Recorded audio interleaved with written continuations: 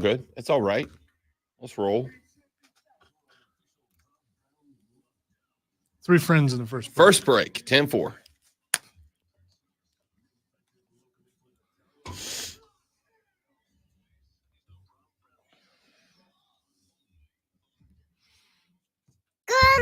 Good freaking morning, y'all. I don't know about you, but I needed that. I needed that weekend. I needed all the football from start to finish. I just needed it. We got it. Life's good. I assume that everybody woke up this morning in just a spectacular mood, phenomenal mood. Well, there are certain fan bases probably not so much. Okay, that's fair. Yep, no, that's fair. If your team got a 47 spot dumped on their noggins in a divisional game out of the freaking gate, maybe you didn't wake up in the Mary Poppinest of moods this AM. I believe to loosely quote Rashad Beard, I got nothing, bro. I got nothing, bro. You know what? And here's the thing. How do I even attack this? You know where we got to go out of the gate, right? And not only are we going to go there out of the gate, we're going to go there out of the gate, and we're probably going to go back there like a whole lot of times over the course of the show today.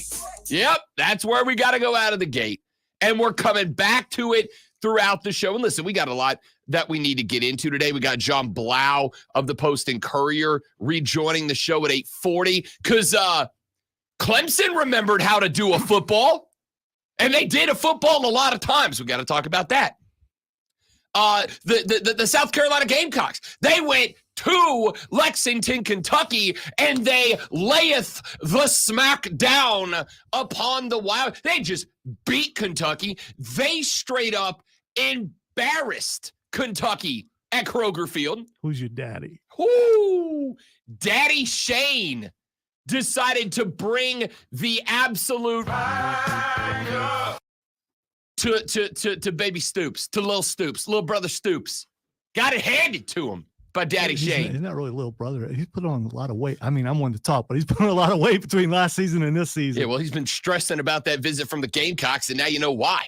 So we gotta talk about that. You already know it, right? We got to talk about the National Football League, because what a dramatic ass week one the NFL gave us. There was a point on Saturday, a point on Saturday where there was one home team that was winning. It was mine.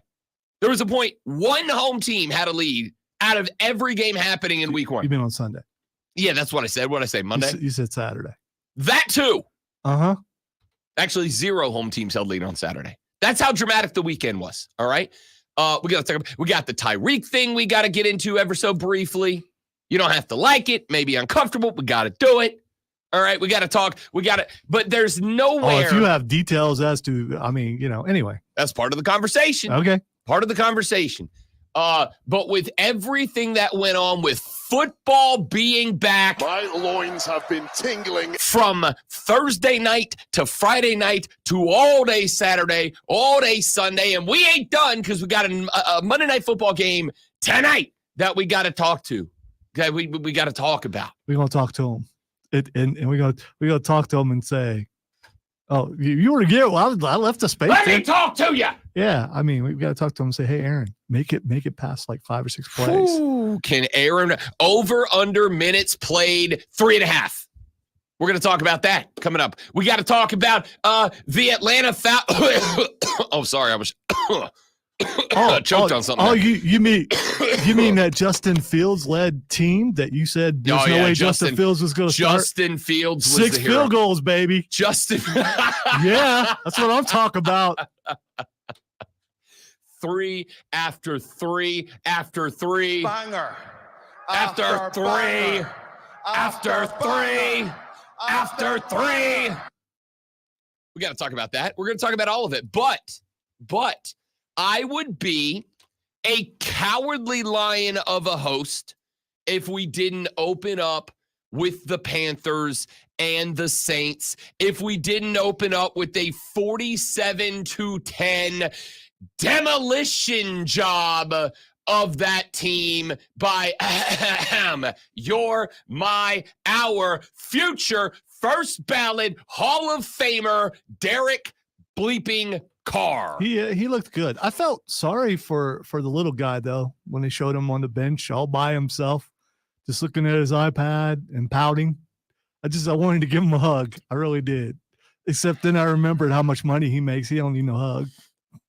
So I need you to know, Lonzo, that you're affecting my life in a negative way. Like just as a person. As my wife said, I'm gonna loosely quote here, they can't teach him how to be taller.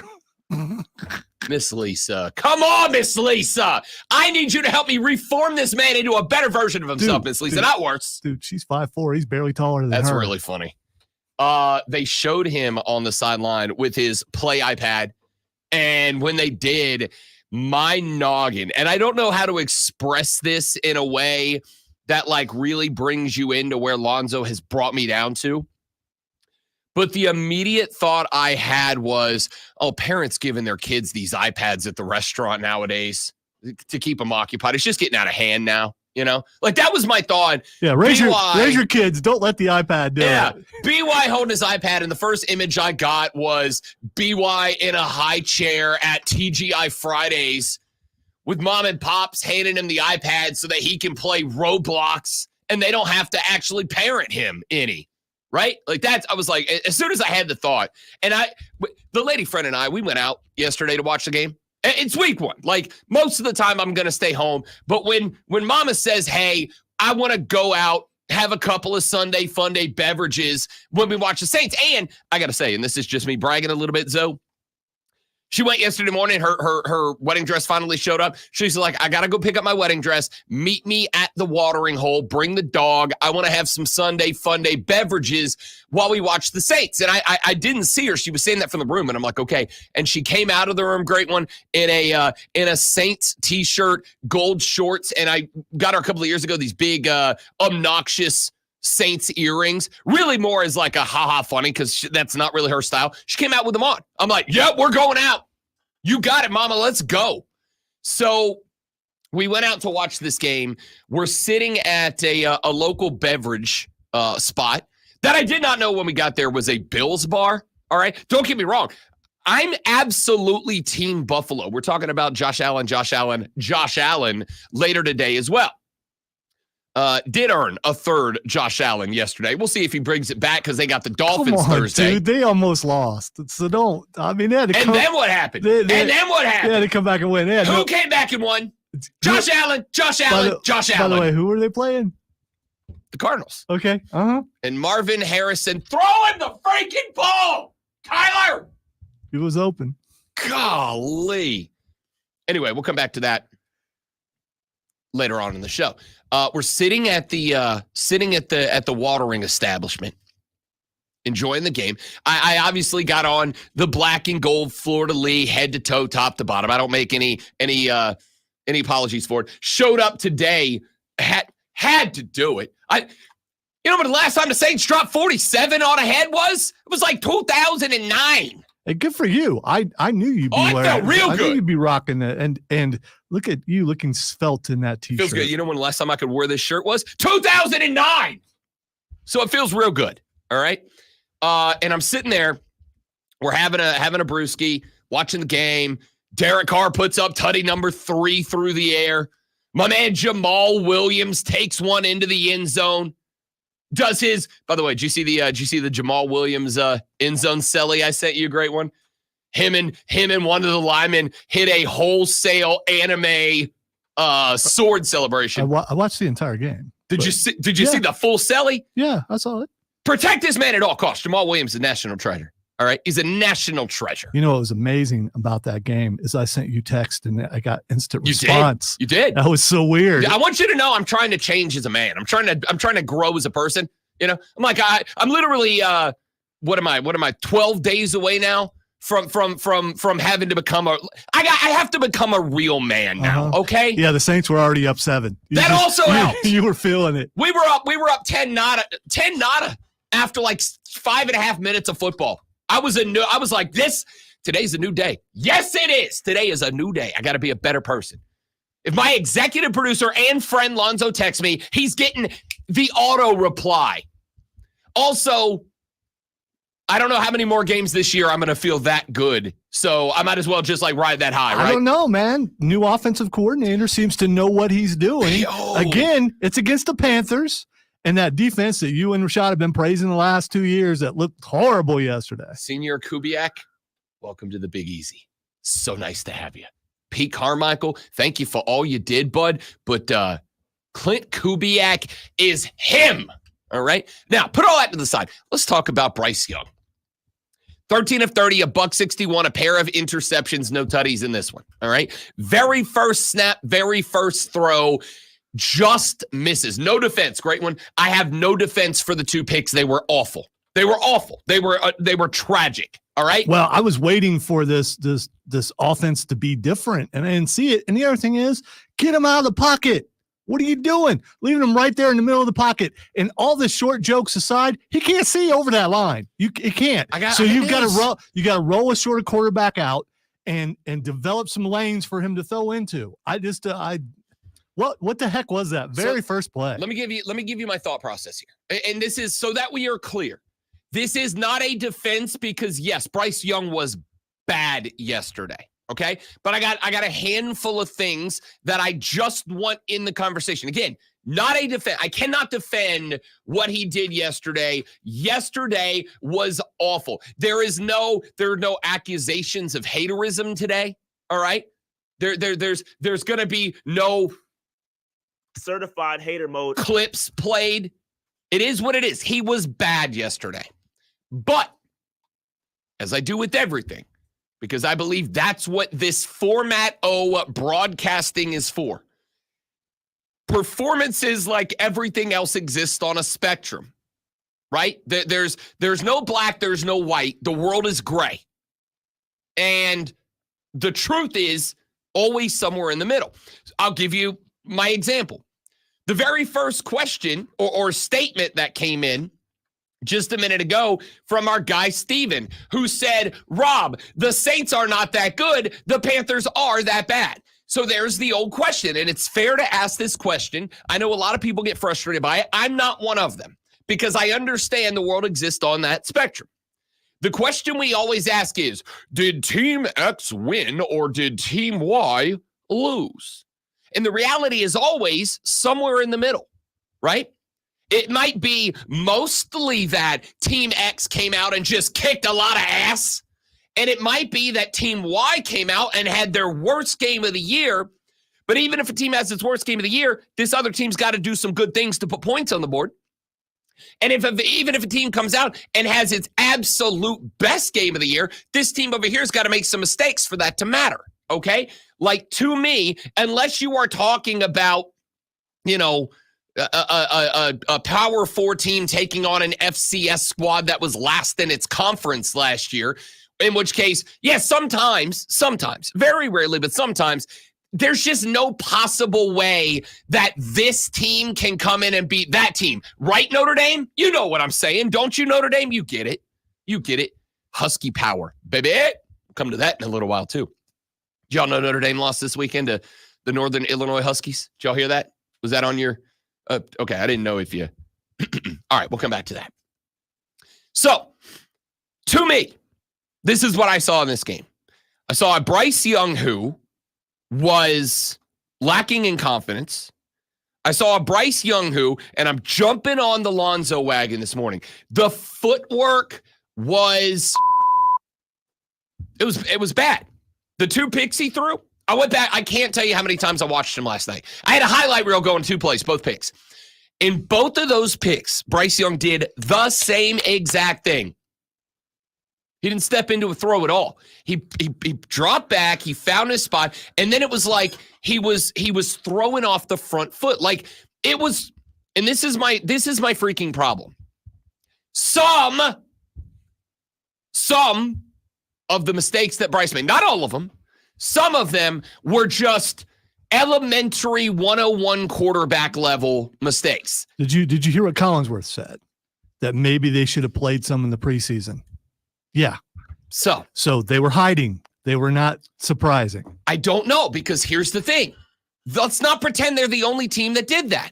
The Atlanta Falcons, part of the reason they sucked, they did the same thing. Honestly, like I to this day, and y'all know there's not much I love more than absolutely dunking on an Atlanta Falcon. And I'm going to get my time today because I want to. All right. I love dunking on a Falcon. I do not believe the Falcons are as bad as they showed against Pittsburgh yesterday. I firmly believe Atlanta made a critical mistake.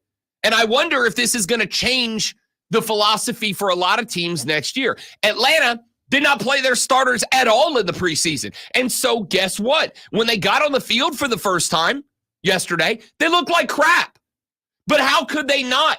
They had not played full speed football. And by the way, with a new quarterback and new head coach, they had not played full speed football. I don't believe Atlanta's going to be nearly as bad as they looked yesterday. I genuinely, sincerely, fully believe that unless you get out there and do it, you can't do it.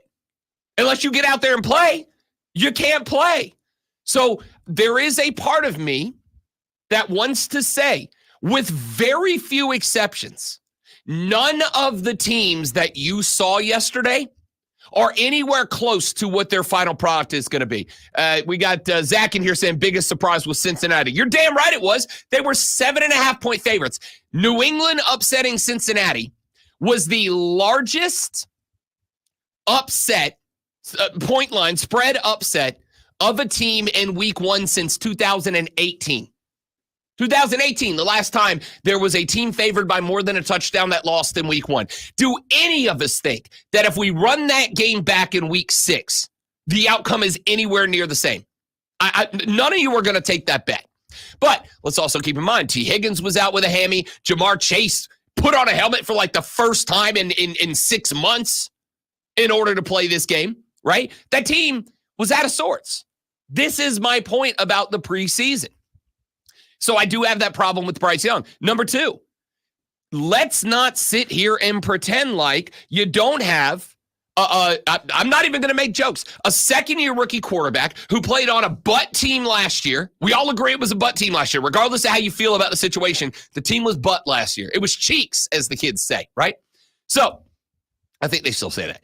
So you got a second-year guy who got slaughtered last year playing for a butt team by ownership that's on head coach number 19 in 3 years, behind an offensive line last year that is supposed to be better this year. But, as we pointed out again, that was the first time that the starting 5 played as an offensive line. They have not been on the field together at the same time. And the majority of the starters only ran together. How many series did they play against the Bills in that last preseason game? 2? If that.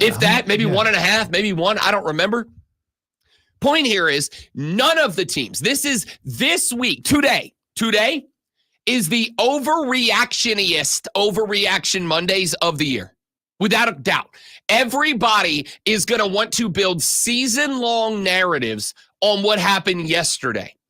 And none of the teams that you saw, I don't believe any team that you saw yesterday, the entire National Football League, none of the teams that you saw yesterday are going to be the same team in week 4. Forget week 18. They're not going to be the same team. Yesterday was teams getting up to speed, was teams finding themselves. So what I'm saying is this. Bryce Young was booty cheeks yesterday. I'm not going to argue with you. He stank yesterday. Even I, the staunchest of BY9 defenders, can't defend him today. He looked bad. All right? It's just a fact. He looked bad. The throws he got picked were awful. But I would also go one step further and say, I didn't love, as Lonzo pointed out, the play calling. They kept sitting BY in a pocket. Do they know they have a running game, or they're supposed to? I mean, hey, dude, they ran the ball 20 times. They threw it 30. Like, that's not the balance Canales said we were going to get. But I would also point out that eventually, when the Saints are up, what were they up 30-3 at halftime? At some point, you got to start throwing the ball. Like, at some point, you got to talk about throwing the ball. All right? So, New Orleans, there was something else in this game, and this isn't necessarily something that you would know just from casually watching the game. I'm not saying you're all casuals. You're here with us at 6 in the damn morning. You're not casuals. Most of you are casuals. Some of you are casuals. New Orleans last year had the lowest blitz rate in the National Football League. Last year, New Orleans blitzed less than 24% of the time. Yesterday, I don't have the number yet. Today is Rob Brown gets in the lab, studies some game film today, rewatches this game, starts to put together his statistical analysis. I didn't yesterday because we dropped 47 on your heads. I wasn't anything but a fan yesterday. Okay, I'm not a fan today. I'm a fanalist today. New Orleans had a less than 24% blitz rate last year. I would bet you, great one, without counting it, haven't done it yet, haven't watched it. I bet you it was closer to 50% yesterday. Why? Because the blitz was working. Carolina could not pick it up. There was one play in particular. I want to say third quarter. New Orleans straight up showed you the blitz. They had 7 on the line of scrimmage. Carolina did not motion anybody in. That's a spot where ordinarily, if I'm the quarterback, I'm bringing my wing back over or my slot receiver over, making him a wing back, and I'm putting him on whatever side the overload is to. Or I'm calling him back into the backfield, setting him up as a running back and telling him you got to pick up wherever the blitz comes from. You know what Carolina did? Nothing. They went 5 on 7 at the line of scrimmage, and then everybody looked at Bryce. Oh, he took another sack. Of course he did. There's 7 of them and 5 of you. I'm bad at numbers. That's why all my jobs are words jobs. But 7 is more than 5.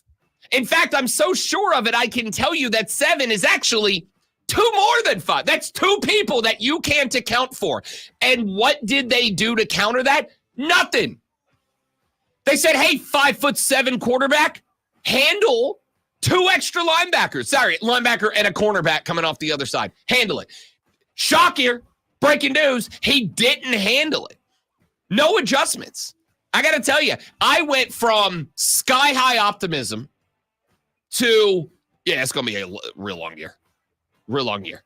And Canales can say all he wants. You know, at the end of the day, we don't want to break up who we are and what we do. We want to make sure we get, yeah, you're going to get him killed. Tweet it out. The only tweet I sent during the game. They don't figure out how to pick up the blitz. Bryce Young's going to die this year. Not metaphorically, literally. Going to get killed on the field. All right, we'll talk more about it as the show rolls on. He's the great Alonzo. I'm Rob Brown, the Rob Brown Show. 4 hours starts now. It's the Fan Upstate.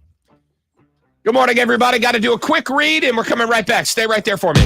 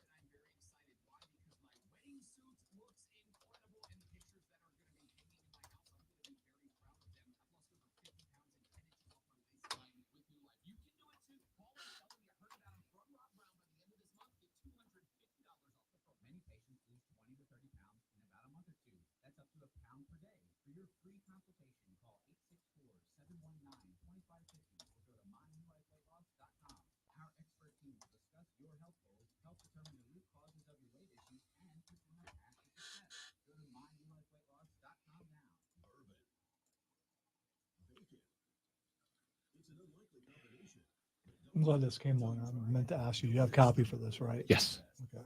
They're reading on it today, I assume. I believe it's on twice. Okay. Including next break. Next break. Yeah. Okay. This music's going to drive me up a wall, though. That cricket right there. Can you hear it? I can. I don't think it's a cricket. Well, it's not a cricket, but it's like that background high pitch. Nobody on the stream knows what I'm talking about. I just sound like a psychopath. It's all good.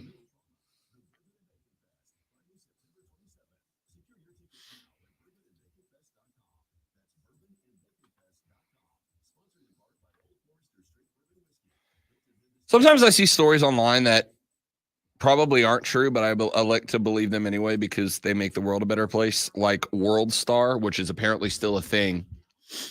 World Star says that Adam West, during the run of the original Batman. Yeah, I sent that to you. Oh, you did send that to me. All right, I'm reading Yeah. it for the stream. Definitely Yeah. not Lonzo. Okay. You literally just sent it to me. I did. The OG Batman, Adam West, allegedly slept with so many women in Aspen, Colorado that the city banned him from returning for 15 years. I mean, I don't want to try to verify. I just want to believe that's I true. believe it's true. Yeah. You know, Rob Brown very constantly says to you, and I want you all to know, and I'm going to own it. I got tricked by AI last night. Thanks, Eddie. I got smoked. Well, by speaking AI. of AI, did you see that song that I sent you over the weekend? Oh, you got to see it. The Lord of the Rings. Yeah, the white trash, the Lord of the Rings. Oh, that is so it's good. so good, right? Cameron's like, that's AI. I was like, yeah, I know. But Yeah, still. obviously, but it's still great. Still. I got AI'd last night. There was a clip from what I was told was a Deion Sanders post-game show where he used the parking a Lamborghini in front of a trailer park line. And I instantly bid it just to go off on Deion. And then somebody hit me back with, that's AI. And I full screen because I was on my phone, so it was just a little preview. I went and pulled it up on the computer. I got out of bed to go pull it up on the computer, and I watched it, and I was like, oh, God. So I did her like responsible people do, and I immediately deleted the tweet and pretended like it never happened. Of course. Guess who caught it? Keegan. Keegan caught it. He's like, you got. Sure did. Sure did. I got AI got last night. I went against my own philosophy and got.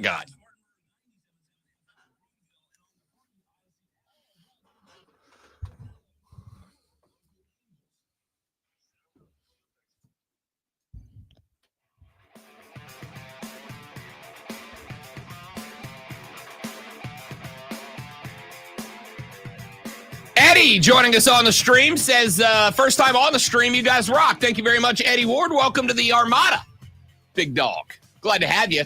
If you haven't watched the stream, we encourage you to do it. Come join Eddie and me and Lonzo and April and Zach and Huddy and Steven and Chris. The stream's popping. Mike's in here already. Stream is absolutely lit with a capital L-I-T so far this morning. This is weird for a Monday morning. But It's we football have Monday, baby. full season. I mean, football's back in full effect, so I guess that's what it is. Football is back. Hell yeah! So glad to have all you guys on the stream. If you haven't joined us on the stream before, do us a favor.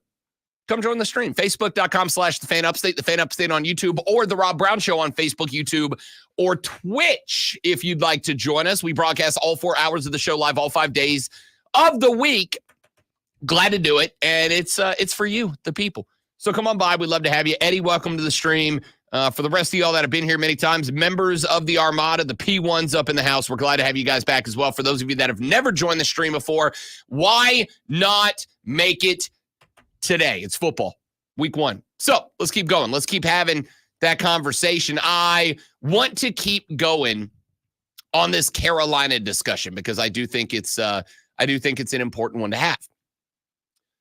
There's a bunch of stuff that we have to break out. Like I said, the reason I think that we do sports talk radio is because the conversation is held around the fact that the truth about a situation lies in the middle of what sports radio, in my opinion, has devolved into One person takes this end of the spectrum and the other takes this end of the spectrum, and they scream at each other about who's right.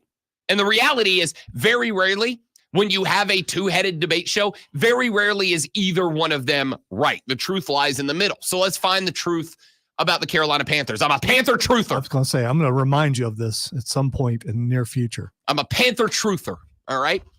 So, I mean, when you give me two people and I have to pick between the two, I'm going to pick whichever one I think is closer to reality. Oh, I thought you were talking about us. In sports. Thought you were talking about our debates. Okay, never mind. No, I mean, again. That's outside of that, apparently. I live somewhere in the reality that a spectrum is a spectrum, and you have to address it that way. So let's talk about the spectrum of reality for the Carolina Panthers after what we saw yesterday. They stink. They do stink. But as I said yesterday to the one guy in the bar that I was at that was a Panther fan that I was talking to, let's keep it a buck. What did you expect? Right? Like, well, I granted not to get a 47 spot dropped on your head in week one. Expected more than that. That's what. And that's fair. That. That's fair. Again, spectrum. The reality is, on one hand, you absolutely did and should have expected better when you were a 4-point dog on the road in a divisional round in week one. You expected better than getting a 47 spot dumped on your head. Xavier Legette start and got a couple passes. JC was out there. Yeah. XL was out there. Did have him a bump at the end. Deontay was out there. Didn't get nearly the quantity of targets that I thought he was going to. Right? Like, we can talk about all of that, but my sincere question for Panther fans is, what did you expect? Did you expect a win? Did you go into this game expecting? Because I'm going to tell you, if you went into this game expecting to win, I think your expectations are too high. Okay? I just think they are. I think your I told you going in. I'm willing to say you'll split all three NFC South series. 1-1.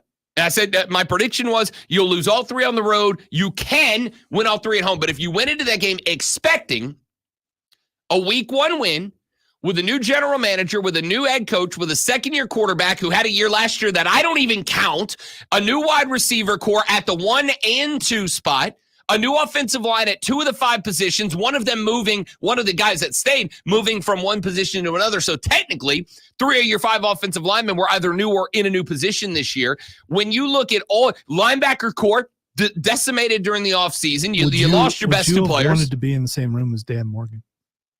No, I assume Dan Morgan probably assaulted a member of his staff yesterday. He did not. He's just metaphorically. Joking. He's joking. What did you expect? Now, again, the reality is not to get beat 47-10. But if you expected a win, I would say that's just as ludicrous as anything else, right? So what went wrong? The Saints blitzed you far more. And this is the thing. I talked about it earlier, right? 24%, lower than 24% blitz rate. I would bet you yesterday it was closer to 50. Why? Because it was working. So if the Panthers spent all off season preparing for a week one game for a team that very rarely blitzes, prefers to stay back in coverage and make you see the field, why wouldn't you against a second-year quarterback who had a crap first year? You weren't playing for the blitz, and now all of a sudden they're blitzing you every other play? Like, you have to change things, and they did not. But again, let's also point out, Dave Canales, first-year guy, you know what else he is? A second-year play caller with a brand-new team. What did you expect? All right, we'll flip away from the Cats. We'll come back to them later in the show. We got a lot of college football to talk about and more coming up on the Rob Brown Show in the Fan Upstate. Urban. All right, guys, one more live read. Getting them out of the way, out of the gate. Stay right there, BRB.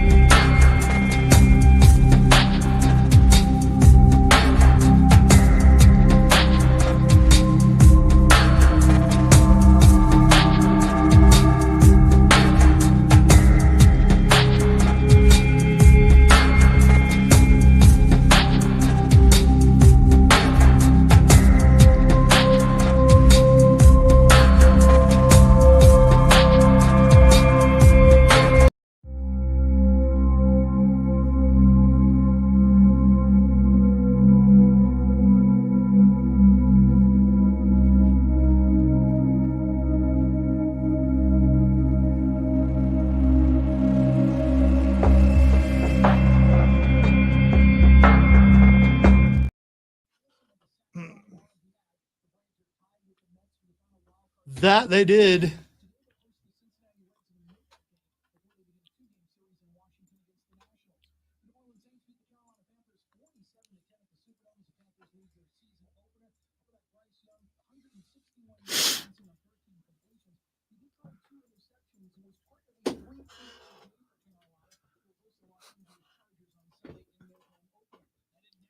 Sports fans are so mean.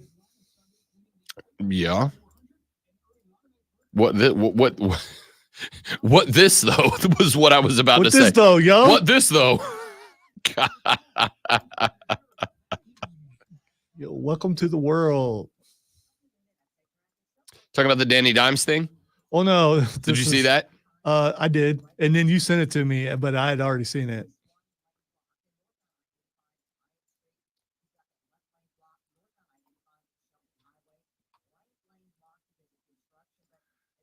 I just sent you why I was saying that on Twitter.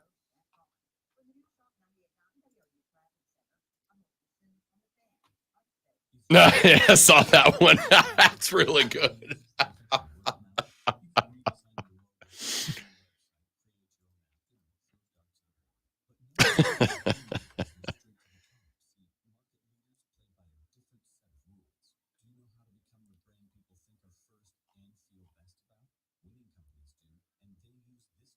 So why isn't Danny getting chastised saying he's playing bad because of who he's dating?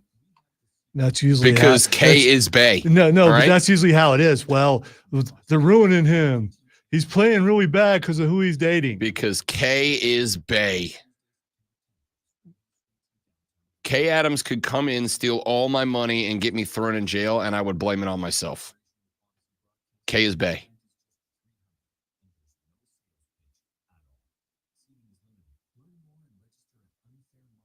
I don't know about that, Eddie. Don't know. I mean, the difference from week 1 to 2 was astounding. But Astounding. I'll wait till we talk about it because a lot of the things that we discussed actually came to pass. Just like most teams who are playing, they held some stuff back. They absolutely did against Old Dominion. I mean, what would you say you saw out of that game that was different from week 1? Well, actually, the main difference is what I was saying in the first place. The quarterback got a little bit better. He actually brought some passes But, okay, down. so what in terms of play calling and ingenuity did you see that was different? Because there was a little bit, but it wasn't like it was like, oh, they clearly. I think they ran the ball more. Don't disagree with that. Yeah. But again, the running wasn't like different. It was just the quantity of They it. were whipping that booty so bad, after a while, you're just smiling. You're just not even paying attention anymore. It's just like, yeah, this is what I want to see. This is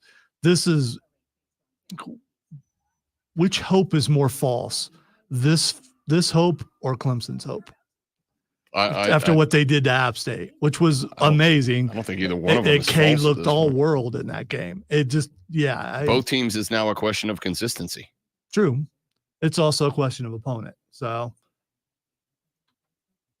I think that's also fair about both. But I will say, they were both. Obviously, Clemson was not a dog, but the expectation was that App State was going to at least give them a game to make it interesting. Yeah, that didn't happen. And that did not happen. Yeah, Jacob, the thing was, the first part of that game, it looked like a little more of the same. He was too high, and then he was too low, and then he found it. And then once he found it, it's like, yes. Sometimes that's what it takes. Yeah. They ran the ball 22 fewer times against Kentucky than Old Dominion. Really? Okay. Ran it 56 times in week 1, 34 in week 2.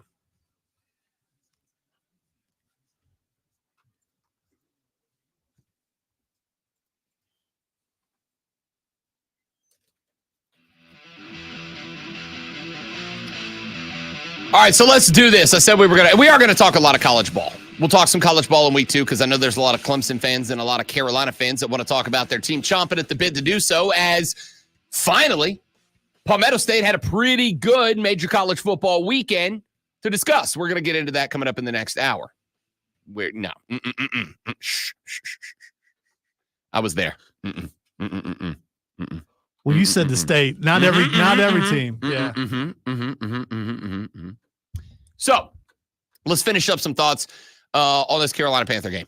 2 picks from Bryce Young. Let me be real clear. They both sucked. They were both all like inexcusably poor performance from Bryce Young. Not he got hung out to dry, as I have been willing to say he did last year all off season long.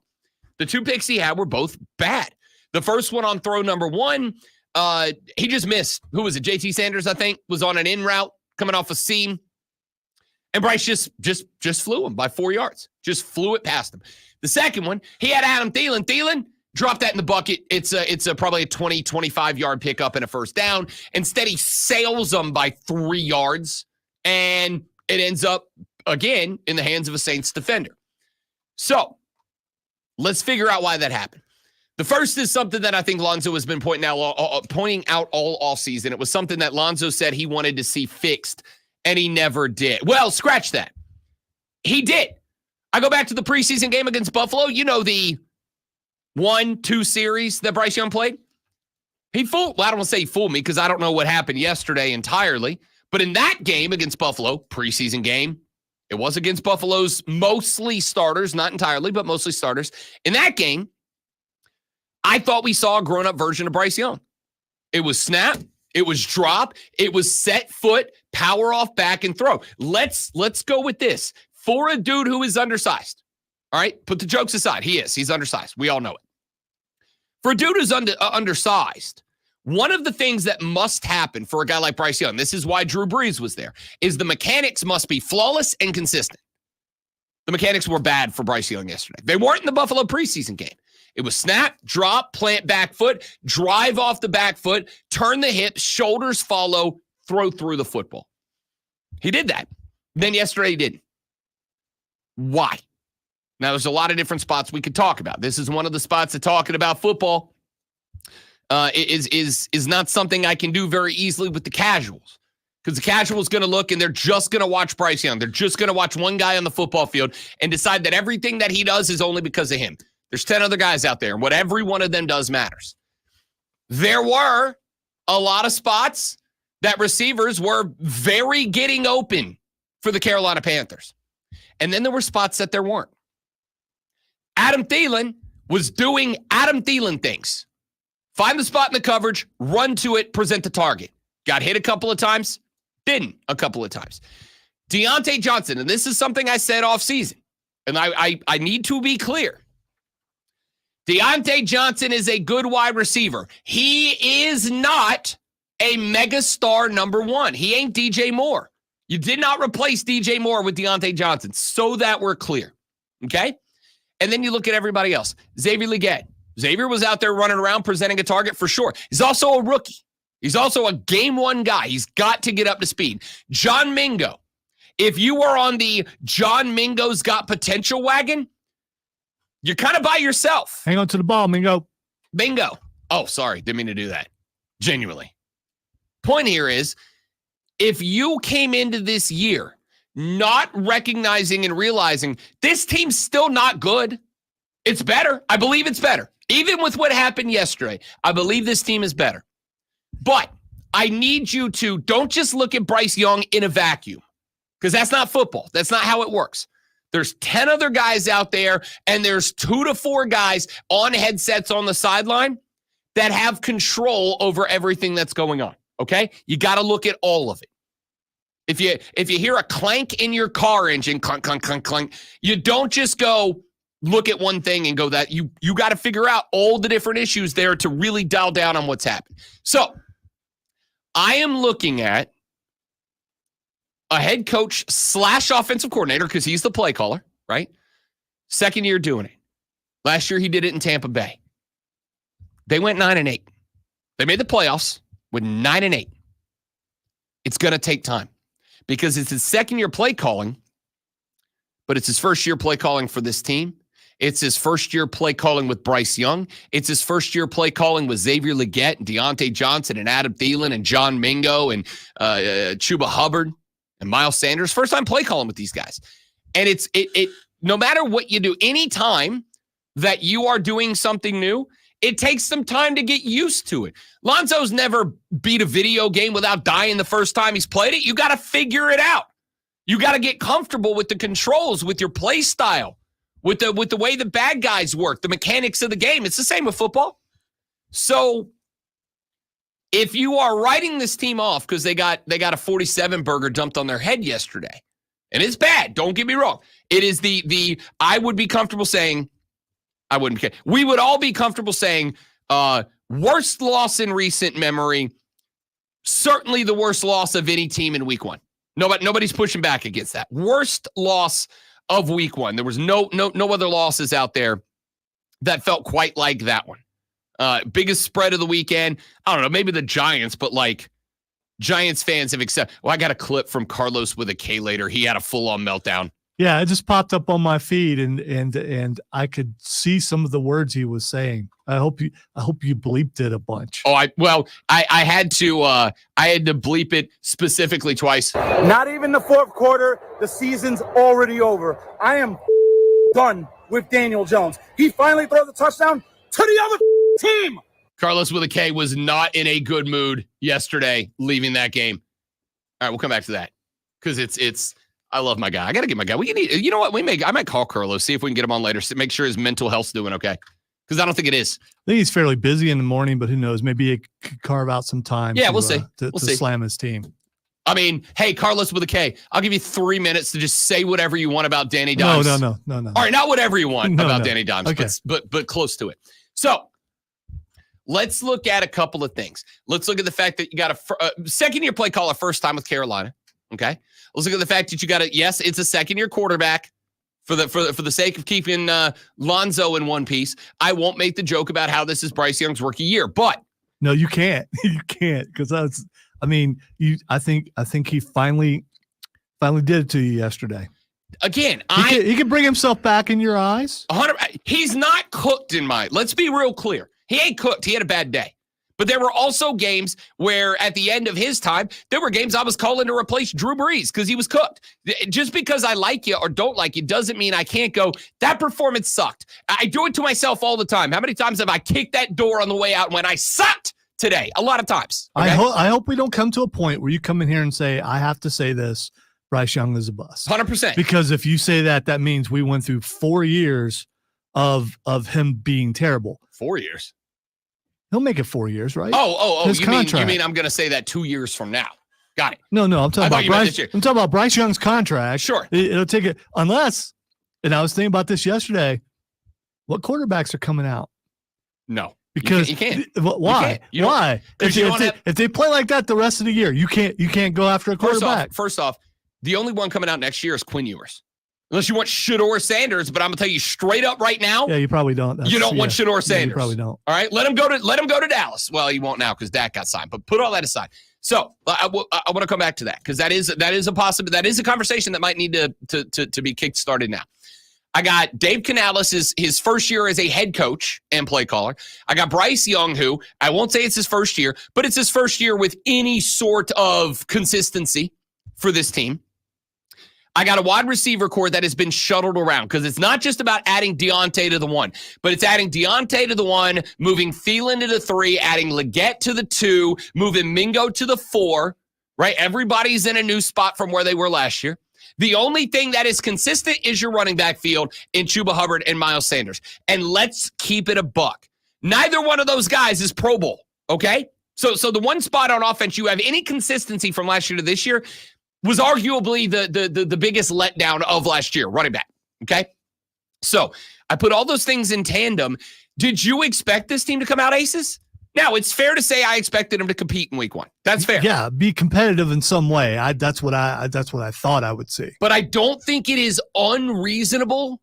I don't think it's unreasonable to look at that result and go, it's going to take time. Right? Canales came out yesterday, and I know a lot of you are going to chalk it up and go, of course, that's what you say after an L. But Canales came out, grabbed the mic in the postgame, and he said, look, it's going to take a long time for us to become us. I agree with that entirely. It's going to take a long time for us to become us.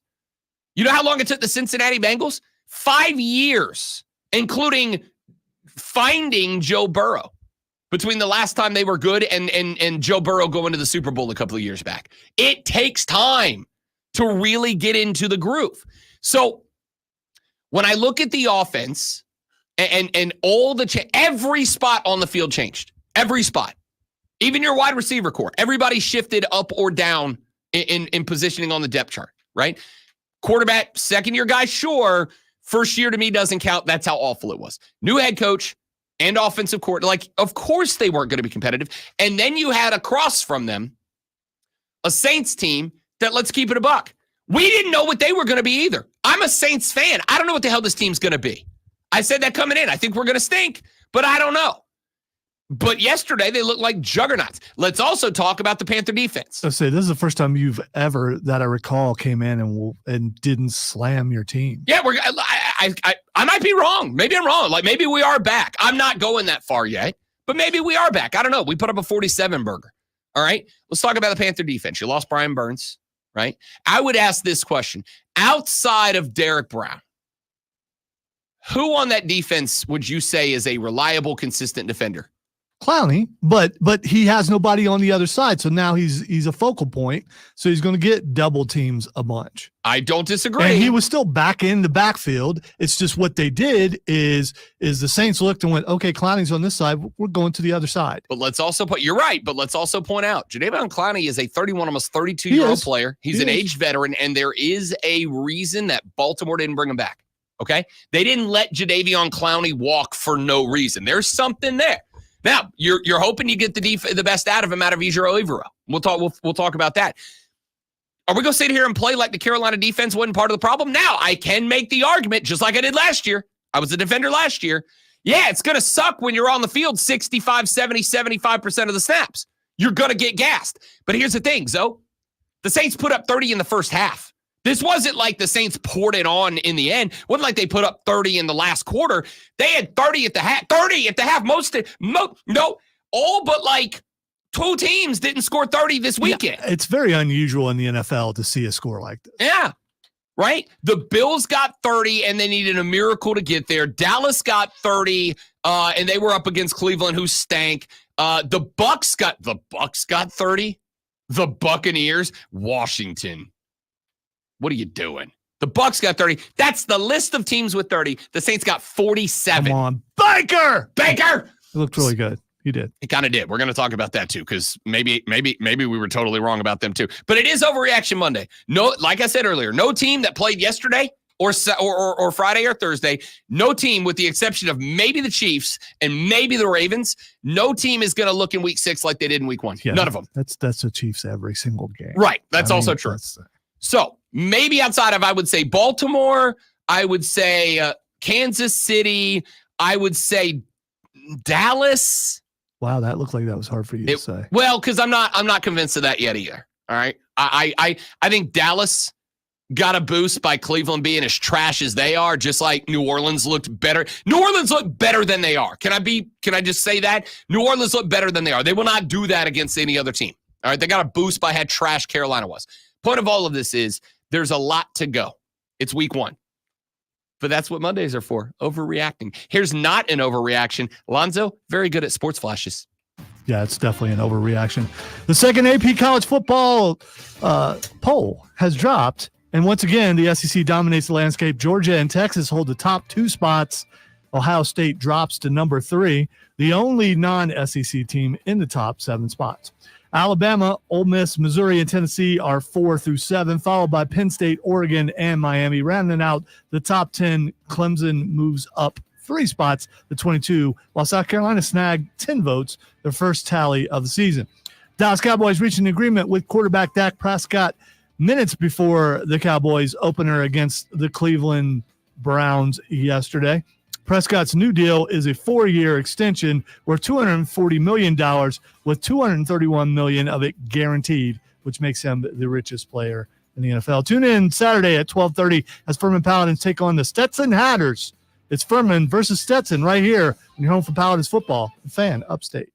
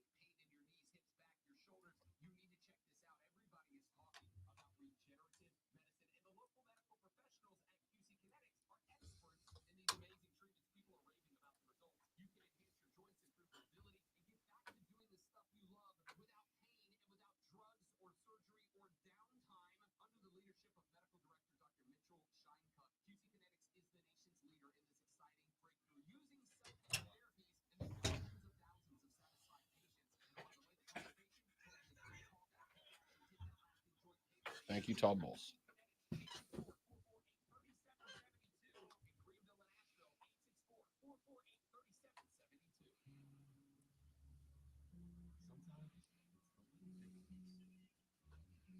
So Ohio State put up all those points and they still dropped to 3.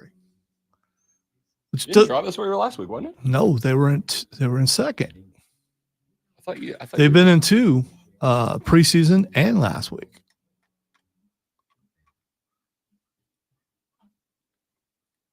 They had first place votes too, which you pointed out last week.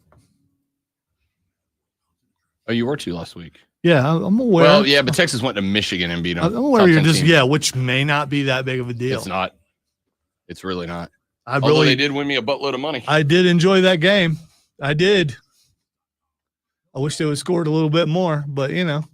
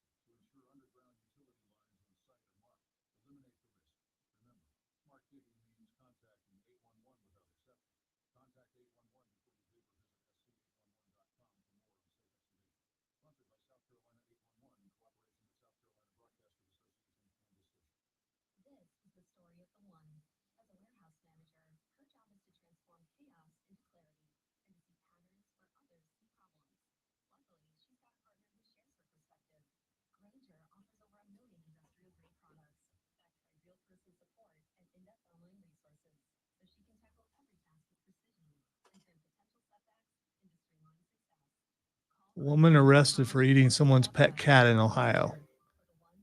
Ohio, the Florida of the Midwest. Or Florida, the Ohio of the South. That's not unfair.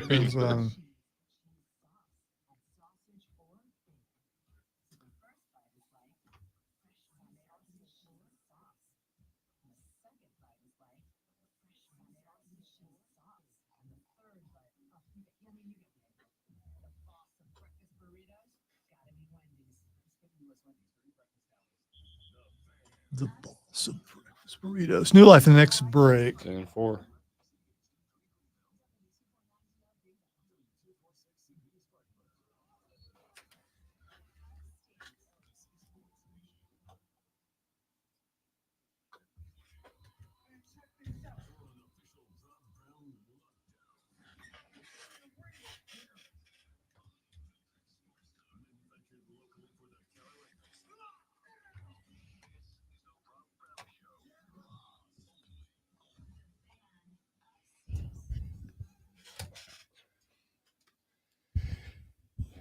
The Rob Brown Show begins hour number 2 right this very second. Welcome in, ladies and gentlemen. This is the Fan Upstate. Howdy, y'all. Welcome back. Good to have you, Rob Brown, the great one, Alonzo, with you on a Monday morning. Overreaction Monday, perhaps the most overused trope in all of sports talk radio. Why? Because it's good. All right? Because that's what we do on Mondays. We're sports fans. We are sports fanatics. Overreacting is just kind of what we do. So let's continue to overreact. We've got a lot of stories we got to get to. Dak Prescott gets his deal done with the Dallas Cowboys. Deshaun Watson causing unrest amongst the Cleveland Browns fan base. And all the other, Tyreek Hill getting arrested minutes before the Dolphins game yesterday in front of Hard Rock Stadium. We are at no shortage of storylines out of the National Football League. And we'll come to that coming up in a little while. We got college football. Both the Gamecocks and the Tigers get big-time wins this weekend. South Carolina on the road over Kentucky, kept them out of the end zone all game long. The Clemson Tigers, on the other hand, set a record for most points and yards recorded in a quarter for that school. We're going to talk about that because Cade Klubnik had a lot of handoffs that went very long to the ends. Oh, sorry, those were passes? Those were passes for Cade Klubnik. They were clean passes. Dimes, They were. dots, darts, whatever you want to call them. Cade had them for you in spades for the Tigers. We're going to come up to that here in just a little while. Notre Dame takes an L to the Huskies of Northern Illinois, yet stay inside the top 20 because reasons. Huh? What? I know. Somehow ahead of Louisville, 2-0, Arizona 2-0. The Iowa State Hawkeyes come in there and get wrecked by the Iowa State Cyclones. We got to get into the Cy-Hawk Bowl because that was You mean disturbing. Iowa got beat by Iowa State? Yeah, Iowa State, the Cyclones. You said Iowa State beat Iowa State. No, I said Iowa. I was gonna say I said Did Iowa you? got wrecked, or Iowa wrecked. No, wait, got wrecked by the Iowa State Cyclones. Did I you? cleaned it up. Are you sure? Yeah, no, I am. You're positive you Yeah, fixed that? Okay. am. All right. I am. I'm comfortable. Ohio State drops a spot in the AP top 25, yet somehow has more first place votes than the Texas Longhorns. But Texas went up to Michigan and beat them at a top 10 showdown at the Big House. Thank you for winning me all that money, Quinn Ewers, because that seemed like the easiest pick of no, it didn't. No, it didn't. No, it didn't. The easiest pick of the weekend. I spent Friday trying to tell you. If you listen to Bet for the Cycle, I tried Saturday to tell you that Nebraska was going to wreck Colorado. Wreck them. By the way, Quinn, the best guy on the Dr. Pepper current athlete on Dr. Pepper commercial. He's right there with the boss, bud. No, The boss is still I there. said current athlete. Current athlete. Yeah, he's very natural. He is. The other guys, you could tell it probably took a few takes. He got it. He knows it. Quinn Ewers, of course, also looked like a gunslinger against Michigan. Georgia stays up top of the AP. You know what? That's part of the water cooler cheat sheet. Why are we talking about it now? Why are we not just saying, hey, you got to check into work in 55 minutes, answer the emails, blah, blah, blah, walk down the hallway, talk sports. You're going to talk sports. You need this. Are you ready for the playbook of the peculiar, the almanac of the absurd, and the encyclopedia of the extraordinary? Well, you better be, because we're diving headfirst into the 3 top stories that will have your coworkers say, before they take their first bathroom break. No. Here we go. Welcome to the water cooler cheat sheet on the Fan Upstate.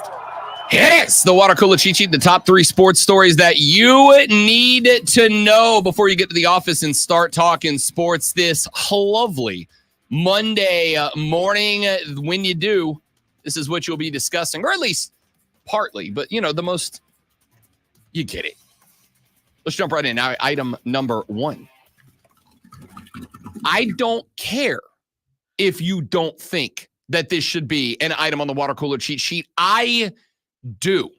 Captain America Alex Morgan called it a career this weekend, played 13 minutes before checking out of her final match, the San Diego Sorry, Wave. that was the wrong one. There we go. That's what I meant to. Let's see. Which one do I want to go with? I could go with last I checked, it's football season. I could go I mean, with, I could be You're just a wrong. loser or a jackass. You can be A or B. that one. Haters, man. That The one. haters. That They one. like to drink their haterade and eat their hater tots. That one. It's a complete crap. That Who one. can be the biggest hater and say the dumbest stuff? Hell that no. one. Any of those would have been What the hell applicable up? for what you just did. Alex Morgan, 13 minutes before checking out her final game, the 35-year-old announced her retirement last week and stepped out against the North Carolina Courage, taking off her boots in a symbolic display to mark the end of a Boots? historic career. They don't wear boots. They're boots in the soccer world, in the No, football world, They're in the footy cleats, world. man. They're not boots. Listen, you know me more than anybody else is a fan of that, but for Alex Morgan, we're talking about this as soccer fans, not haters. Not haters, man. We stuff. Not Haters, man. all right. Stellar career that included Olympic gold medals. It included World Cup titles. It included NWSL golden boots throughout the career. It was a stellar career that included her final game being shown across the entire ESPN network. It was on every outlet that could find it and had the rights to pick it up. Alex Morgan in the discussion for the GOAT when it comes to American women's soccer. The names, Chastain, Ham, Wambach, Morgan. That's my top 4. There's a few others that could be in the argument, but Alex Morgan, absolutely on the Mount Rushmore of American women's soccer, decided she wants to step away and be both a family mom, no, I'm not going to rush, Lonzo. You knock it off, all right? You just go keep reading your AP poll and have fun. We'll come to you later. But this is about Captain America, Alex Morgan. This is about the GOAT, all right? Stepping away. After 150 NWSL games, 63 spent in San Diego, wore the captain's armband for the final time, spent time on the field after the game with a mic addressing the fans. Her 4-year-old daughter, Charlie, was there as well. Just a phenomenal career for a young lady who has been a game changer. She was part of the revolution that grew women's soccer and women's athletics to a higher level than ever before. You put her out there with names that were the Rapinos of the world, the Hope Solos of the world, and they were the primary driving factor of what I think was going to be considered a golden era of growth in women's sports. Alex Morgan, thank you for everything. Alex Morgan, thank you for being a genuine hero. Alex Morgan, by the way, and I can say this sincerely, the first, and it probably, this reflects on me more than anything, the first female athlete that I went and specifically found her jersey to wear. Rocked an Alex Morgan jersey for many, many years before I put so many miles on it that it fell apart. We'll also tell you that yesterday after this match, immediately purchased a San Diego Wave Alex Morgan jersey. Will be here in a couple of weeks and can't wait to debut it. Alex Morgan, thank you for the memories. You legend. Item number 2. Your AP Top 25 poll is out for week number 2. And shock of shocks, I know the Georgia Bulldogs hang on to their number 1 position. They improved to 2-0 this weekend with a 48-3 win over Tennessee Tech. Didn't really play anybody. Did exactly what they needed to do, went out and dominated. Texas jumps Ohio State into that number 2 position after they went to the Big House and laid it down on the Michigan Wolverines. I do think this is more about Michigan stepping backwards than it is Texas stepping up, but the voters saw it a different way. However, only 4 first place votes. 5 of them went to the team checked in at number 3, Ohio State, the only team that does not belong to the Southeastern Conference inside of the top 7. Alabama goes to 4, actually stays at 4. Ole Miss jumps a spot to number 5. Missouri steps all the way up to number 3 because apparently beating Buffalo is worth jumping Tennessee, Penn State, and Oregon, but that's just not me. Tennessee goes to 7. Penn State will, despite a scare against Bowling Green, stay at number 8. Oregon drops a pair of spots down to 9. Miami jumps a couple of spots up to number 10 to round out the top 10 after they lay it down on FAMU this weekend. USC comes up 2 spots to number 11. Utah drops 1 down to 12, waiting to find out Cam Rising hurt once again. Where does Cam Rising end up? We'll find out. Utah number 12. The Oklahoma State Cowboys had a scare against Arkansas, yet still jumped up 3 spots to number 13. The Wildcats of Kansas State at 14. Oklahoma in spot number 15. What ahead of 1-1 LSU, who jumped up a couple of spots. 17 Michigan down 7. 18 Notre Dame down 13 positions after they lose to Northern Illinois this weekend. Walk-off field goal for the Huskies. The Irish doing all they can to keep the always overrated narrative alive.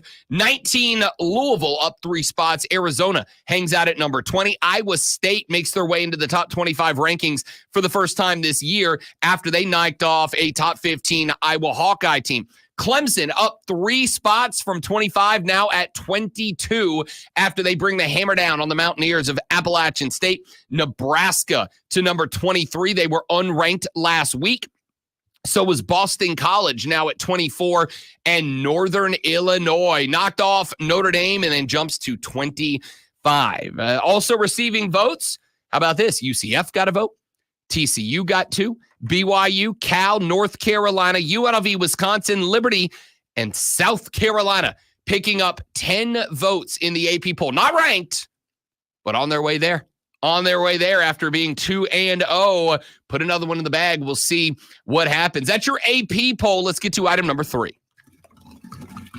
We'll do a Palmetto weekend wrap-up on Mondays during the water cooler cheat sheet. Let's do that right now. We start in the National Football League mainly so that we don't have to spend a ton of time on the National Football League. We spent the entire first hour on the Carolina Panthers.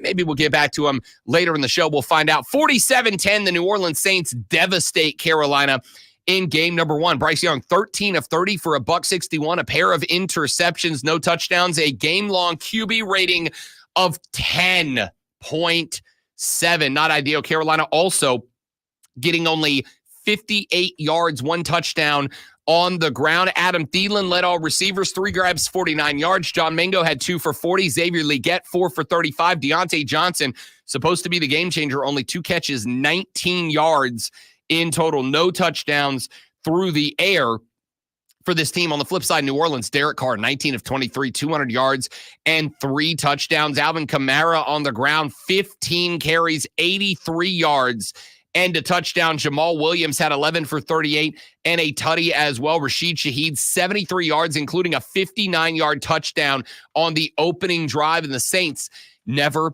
looked back. To college football we go, where the Kentucky Wildcats were at the house hosting the Gamecocks, and it went real bad if you're a Wildcat, real good if you root for USC. Lenoris Sellers, just 15 passing attempts, but he converted 11 of them for a pair of touchdowns, 1 interception, a 54 QBR. Rocket Raheem Sanders, 13 carries, 54 yards, and a touch. Backup Robbie Ashford had to come in for some time, the former Auburn man, as Lenoris had to make his way to the back for an injury. Robbie Ashford was 1 of 1 for 7 yards, but he toted the rock 6 times for 26 yards, your second leading rusher on the game. Mateo Bennett Jr., the freshman, the rook from right here in Greenville, South Carolina, 3 grabs, 63 yards and a touchdown there. Held Brock Vandegrift. Check out this number for the transfer out of Georgia to Kentucky. 3 of 10, 30 yards, no touchdowns, 1 interception, and a QBR of 1, ultimately. 139 through the air. Wait. You said 1. 1. As in singular. 1. As in a single. His QBR was 1. Okay. Yeah. All right. Yeah. I watched the game, so I'm not shocked, but I've never heard of a bad. 1. Real bad. They went with Gavin Wimsatt, the backup. He was 3 of 7 for 44 yards. The Cats ran it for 139 compared to South Carolina's 86. So the rushing game was good, but receiving just 44 yards in total through the air for Kentucky. South Carolina ended the game with 5 sacks overall, a pair of INT takeaways as well. Good day for South Carolina. Also a good day for the Clemson Tigers. 66-20. They knock off Appalachian State. This team had 35 points in the first quarter, 21 in the second, before Cade Klubnik, who was 24 of 26 for 378 and 5 touchdowns. Y'all, that is an immaculate game line. This man did it in the first half before he gave way to Chris Benzina, who came in 7-11 for 78 yards. Phil Maffa had a $118 and a tutty on the ground on 10 carries, 11.8 yards per carry. Jay Haynes had 5 for 49. Bryant Wesco Jr., that's the name Cade Klubnik told us to look about. Bryant Wesco, 3 grabs, a $130 and a tutty. Jake Brenningstool. Can you get Jake Brenningstool more into the offense more often, please? Can this man be a regular feature, please? 7 catches, a century mark through the air, and 2 touchdowns. Cole Turner had 4 for 49. Antonio Williams, 3 for 44. TJ Moore, 3 for 44. Adam Randall, 4 for 31. Pretty good day through the air for the Clemson Tigers behind Cade Klubnik. And then we wrap it up with not what you wanted, is the Furman Paladins find themselves on the losing end of a matchup this weekend at home against the Charleston Southern Buccaneers. 24-20, your final. The Dins unable to defend the house. Trey Hedden, starting quarterback, 12 of 25 for 193, a touch and a pick in this one. On the ground, Mayan Hicks, 14 carries, 68 yards, and a touch, but it was Charleston Southern coming up with multiple turnovers, including 3 from Head, and he lost 2 of them that proved to be the difference. A lot of wind in this game. Made field goals very difficult. I was actually at this game thanks to our friends over at Furman, which you can hear Furman football right here on the Fan Upstate, including trying to get it right after an 0-2 start this weekend when they host the Stetson Hatters. It'll be a rebound game for Furman, who did not get it done. You got to wonder what the impact of that 76-0 road loss to Ole Miss was for Furman coming into this one. Can Clay Hendricks get it turned around? We're going to talk some Furman ball later in the show, later in the week. There's your South Carolina football update. When we come back, let's talk some college ball, biggest storylines from the weekend. Rob Brown, Lonzo, and you on the Rob Brown Show on the Fan Upstate. All right, guys, one more live when we're back. Stay right there for me, dudes.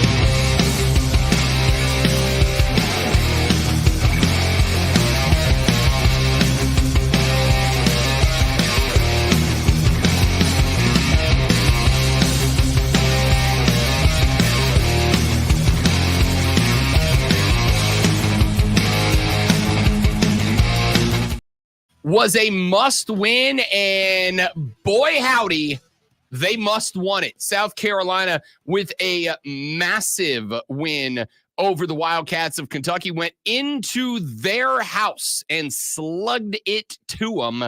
31-6 is your final in this one.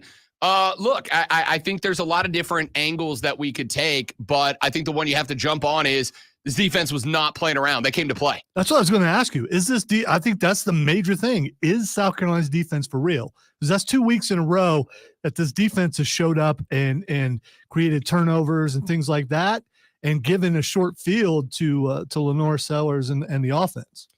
I mean, listen, you were creating turnovers, you were getting sacks, you were limiting the passing game entirely. Brock Vandegrift looked like he had never played quarterback in his life.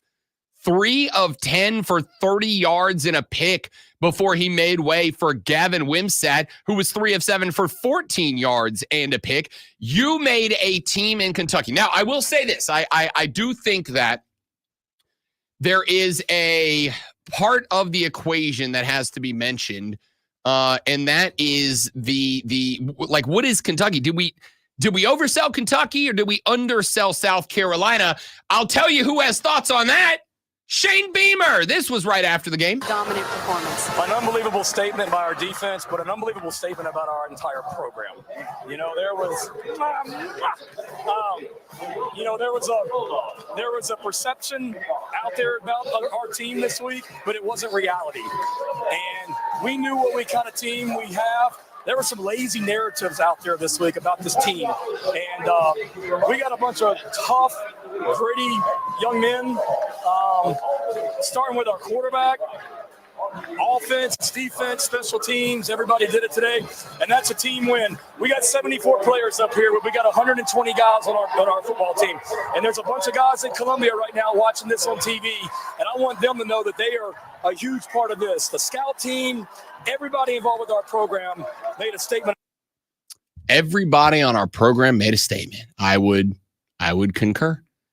Is that Megatron playing with Megatron? It is. It's incredible. It's a paradox. I think that's Thor playing with Thor. We got Calvin Johnson playing with a Megatron figurine. Chris Hemsworth playing with a Thor figurine on my TV as we get set for the new Transformers movie. Actually, he's not playing with Thor. Oh, what up, Scarlett Johansson? All those guys, I think, are the voice actors. Yeah, they maybe? are. Thor is Optimus Prime. He is. Yeah. Yeah. Right. Fun. Anyway, let's get back to this game. I do have to ask the question. Have we all overvalued Kentucky to some degree based on their quarterbacks from the last couple of years? Last year, they had Devin Leary, the transfer in. Dude was putting up like 325 a game through the air, except at South Carolina, where he only had 171 through the air as the Gamecocks knocked off Kentucky last year, 17-14. Year before that, they had Will Levis, who was like good until he wasn't for the Titans this weekend. You know who else wasn't good? Caleb Williams. We'll talk about that later in the show. Because me and Bill Belichick are having a fight right now. He doesn't know it, but we are. And I'll tell you why coming up. Put all that aside. We're focusing on South Carolina. Maybe. That's what we're known for on this show, focus. We never go off the rails here. Maybe we overvalued Kentucky a little bit. I don't really care. Kentucky is a team that is made of some athletes. Like we said, Brock Vandegrift was maybe not in that top tier with guys like Cam Ward, but Brock Vandegrift was one of the quarterbacks in the portal that was very sought after. Kentucky landed him, thought they had a renaissance, that they were going to be able to keep the quarterback spot, which they've been pretty good at the last 2 years, alive. South Carolina made them look silly, all right? So I like that take from Shano because, again, there were a lot of lazy narratives, a lot of lazy takes about this team. You didn't get them on this show, all right? This show, very nuanced, very deep dives. We were talking about the X's and O's, not just the, yeah, I was disappointed with the week 1 performance, but I also told you why. I don't think that was lazy. What I will say is, defensively, this team created a world, and I think it needs to all year long. It created a world where you don't have to ask a lot out of the offense, right? Like that, to me, that was a big part of what I needed out of this team. It's a big part of what we got out of this team. That's what you want from a veteran defense, and you have all that youth on offense. You know, give them a chance. Short field, who doesn't want a short field like that? That's and by the way, Kentucky, not a rivalry. I disagree. You And gotta, I think that's okay. You got to win some. I mean, okay, I get what you're doing there. Yeah, I like that. Yeah. You got to win some. It's not rivalry. I mean, see, I don't agree with that. I think a rivalry is when one team does not care if they win 50. They want to be 51 because screw that team. That's why. All right. One team, maybe Carolina takes it as a rivalry, but Kentucky just, they didn't show up. I'm going to disagree. And here's how I know. They kept going to the sidelines of the Kentucky game to show sad Kentucky fans doing the old surrender cobra, which is the best thing in sports. I love crowd-wide surrender cobra shots. All the Kentucky fans, Lonzo, I don't know if you saw it, were showing up in the Shane Beamer sunglasses and doing dumb dances, and then stopped doing that and took the sunglasses off. Well, because they had to leave, so Rivalry. they were leaving. They were leaving pretty early. So I mean, rivalry. All right. So South Carolina's defense made life easy for the offense. They gave them short fields. They gave them the opportunity to slowly. It was 10-6 at halftime. Right? 10-6 at halftime before South Carolina came out in the second half.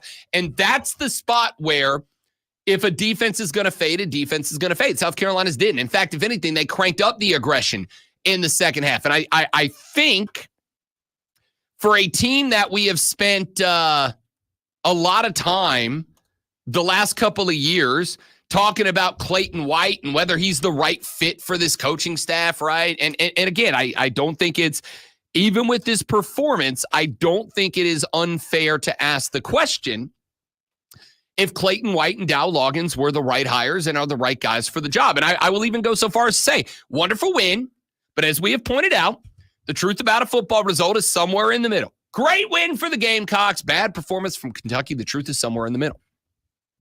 I still think there are some things about this offense that need to get cleaned up. I still think there are some play calls out of Dow Loggins that I don't particularly love. I think there were a couple of spots where maybe it needs to be a little bit more creative. Maybe it needs to be. We pointed out about Lenora Sellers all last week. With the raw, freakish athleticism this guy has, there is zero need for you to have a still pocket. None. I mean, it's not to say you don't ever do it, but I'm saying more often than not, you ought to be taking advantage of Lenora Sellers' ability to move laterally, move left and right, and still be able to deliver a clean football. I'd like to see a little bit more of it. I think we have beaten up the last couple of years on Clayton White, and I don't think that it has been unfair. But in this game, he dot up the right plays. In this game, he did very well. And what you created was a situation where the South Carolina defense took everything away from Kentucky and got Kentucky panicked, right? Second half, Kentucky's offense looked panicked. It looked like it lacked cohesion, chemistry, timing, rhythm, routine. They could not, pockets weren't clean. Passes were just like, they were Hail Married, but not like Hail Mary, like we're going to throw it deep and see what happens. Hail Mary, like, oh God, help, please help me. Like that was the Hail Mary. Like actual Hail Marys were being said by Kentucky quarterbacks in this contest. So I'm very happy with what I saw. I think you saw in a game where, and let's say this, run game still got to be better. All right. You had 86 yards against Kentucky in a game you won 31-6. Late in that game, those that run yardage needs to come up. Rocket Sanders. There's a breakout game. Do you believe there's a breakout game coming for Rocket Sanders? Like 13 carries, 54 yards, average 4.2, had a touch. Like it's a fine game against Kentucky, but I got to expect for all the hype around this kid, there's a breakout game coming. I think, and I guess pun intended, I think he's finding his footing, and each time it seems like he's on the edge of just getting loose. Yep. And he's going to get loose eventually. I agree. It feels like there's a breakout game coming for Rocket Sanders, and that's good news because you've been able to get by 2 games without him. Right? You've been able to get by 2 games without him. But as we have pointed out, it's meat and taters time. LSU's coming to the crib this weekend. You know who else is coming to the crib this weekend? Game day. College football game day is in Columbia this weekend. They announced that this weekend, right? So this is your chance. This is your opportunity if you're South Carolina. It's not just a chance or an opportunity. I mean, it is. But I think it's more than that. If you are going to, as Shane Beamer said, there's a lot of lazy takes about this team that are untrue, and this team's gritty, and it's this, and it's that, and the other. LSU is a top 16 team right now. And I will tell you, after having watched LSU in their week 1 contest against USC, and the fact that they let Nicholls State hang around with them for like a minute. LSU put up a late touchdown in the second half. It was 9-7 after the first quarter. It was, 23-14 after 2, and Nicholls State had an opportunity late in the game to make it even more interesting. LSU didn't break out to the third quarter. This game, just for the lulls, ESPN's football predictor, Lonzo, their matchup predictor, gives LSU a 51% chance of winning. South Carolina, 49%. Wow. Right. There are some folks that have come around on what this wouldn't team have guessed that before the season started. Not at all. Before the season started, I wouldn't have guessed it this morning. Okay? I wouldn't have guessed it 10 minutes ago before I went and pulled up the matchup number. 50-50 game, says ESPN. Now, I think LSU's a little bit better of a team. But I also think when Brian Kelly is berating his kicker leaving the first half, Brian Kelly's losing it right now. All right? He's in panic mode right now. Shane Beamer's not. You got to take advantage of that. We're going to break this game down more extensively as we move on. But when we come back, Clemson also has himself a whale of a weekend against Appalachian State. Let's break that one down next on the Rob Brown Show on the Fan Upstate.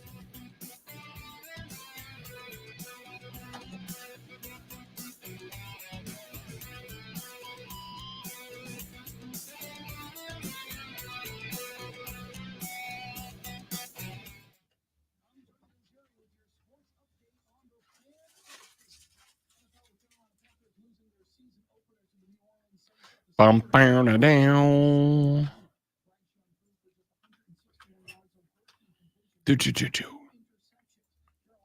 Step away for just a minute, guys. I'll be right back. Stay right there for me, please, and thank you.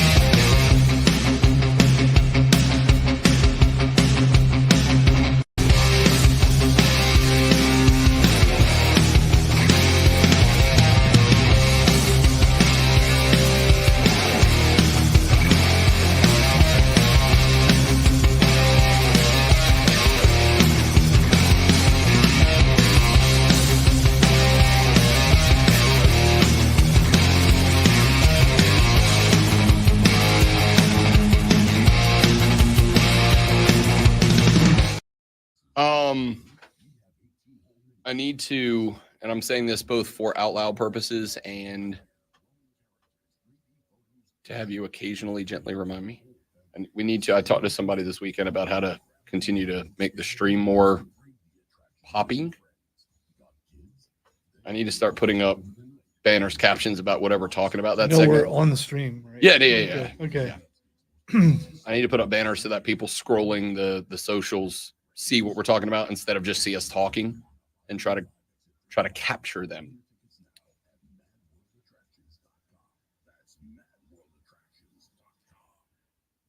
Let's see if it works. I'm doubtful, but you know.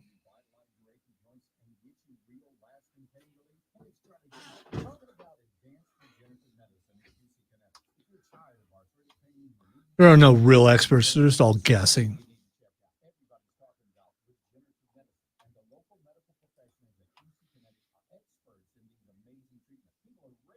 There were like 24 fights between the Raiders and the Chargers fans. Mm-hmm.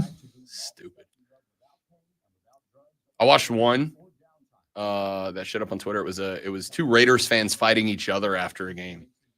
And one of them threw one of the best stiff right overhands I've ever seen, caught the other dude on the eye. Dude went to sleep immediately. And if that guy didn't wake up with a ruptured eyeball, I'll be shocked. He was just, he looked like Thor. Remember when Hela takes Thor's eye out and the rest he's just got like a hole there? Mhm. They didn't show the guy up close. It was from a distance, but that's what I saw. It was brutal.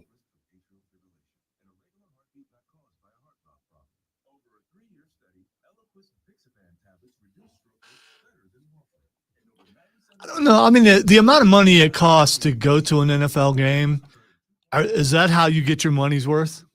I don't understand it, right? I mean, like there are NFL and college stadiums that I won't go to because it feels like, and the Raiders are one of them. It feels, they were in Oakland. I don't know how they're going to be in Vegas long term, but there are stadiums that I won't go to because it just, the narrative is that the fans, Philly's one of them, that the fans just want to fight. Like they just come there looking for a fight, and I'll never understand that. By the way, Trey, that would be kind of hard to do, as you well know, because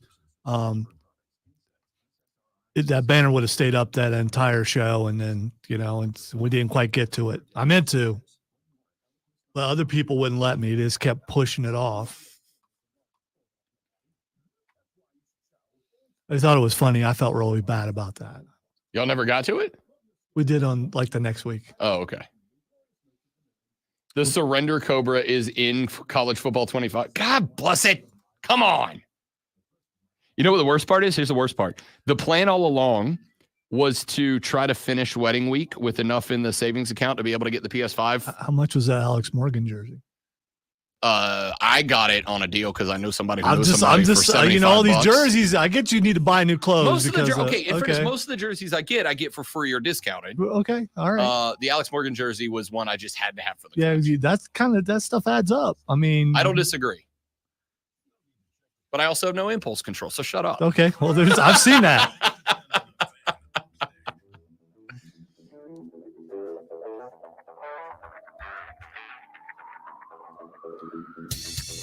Now, if you're one of them, I would say that the Cade Klubnik can take a little break for a week, maybe. 24 of 26, 378, 5 touchdowns against the Appy State Mountaineers. And let me be very clear. This is a group of 5 team that we talked all week about it. Could come in and could make life difficult for Clemson. And my take was what?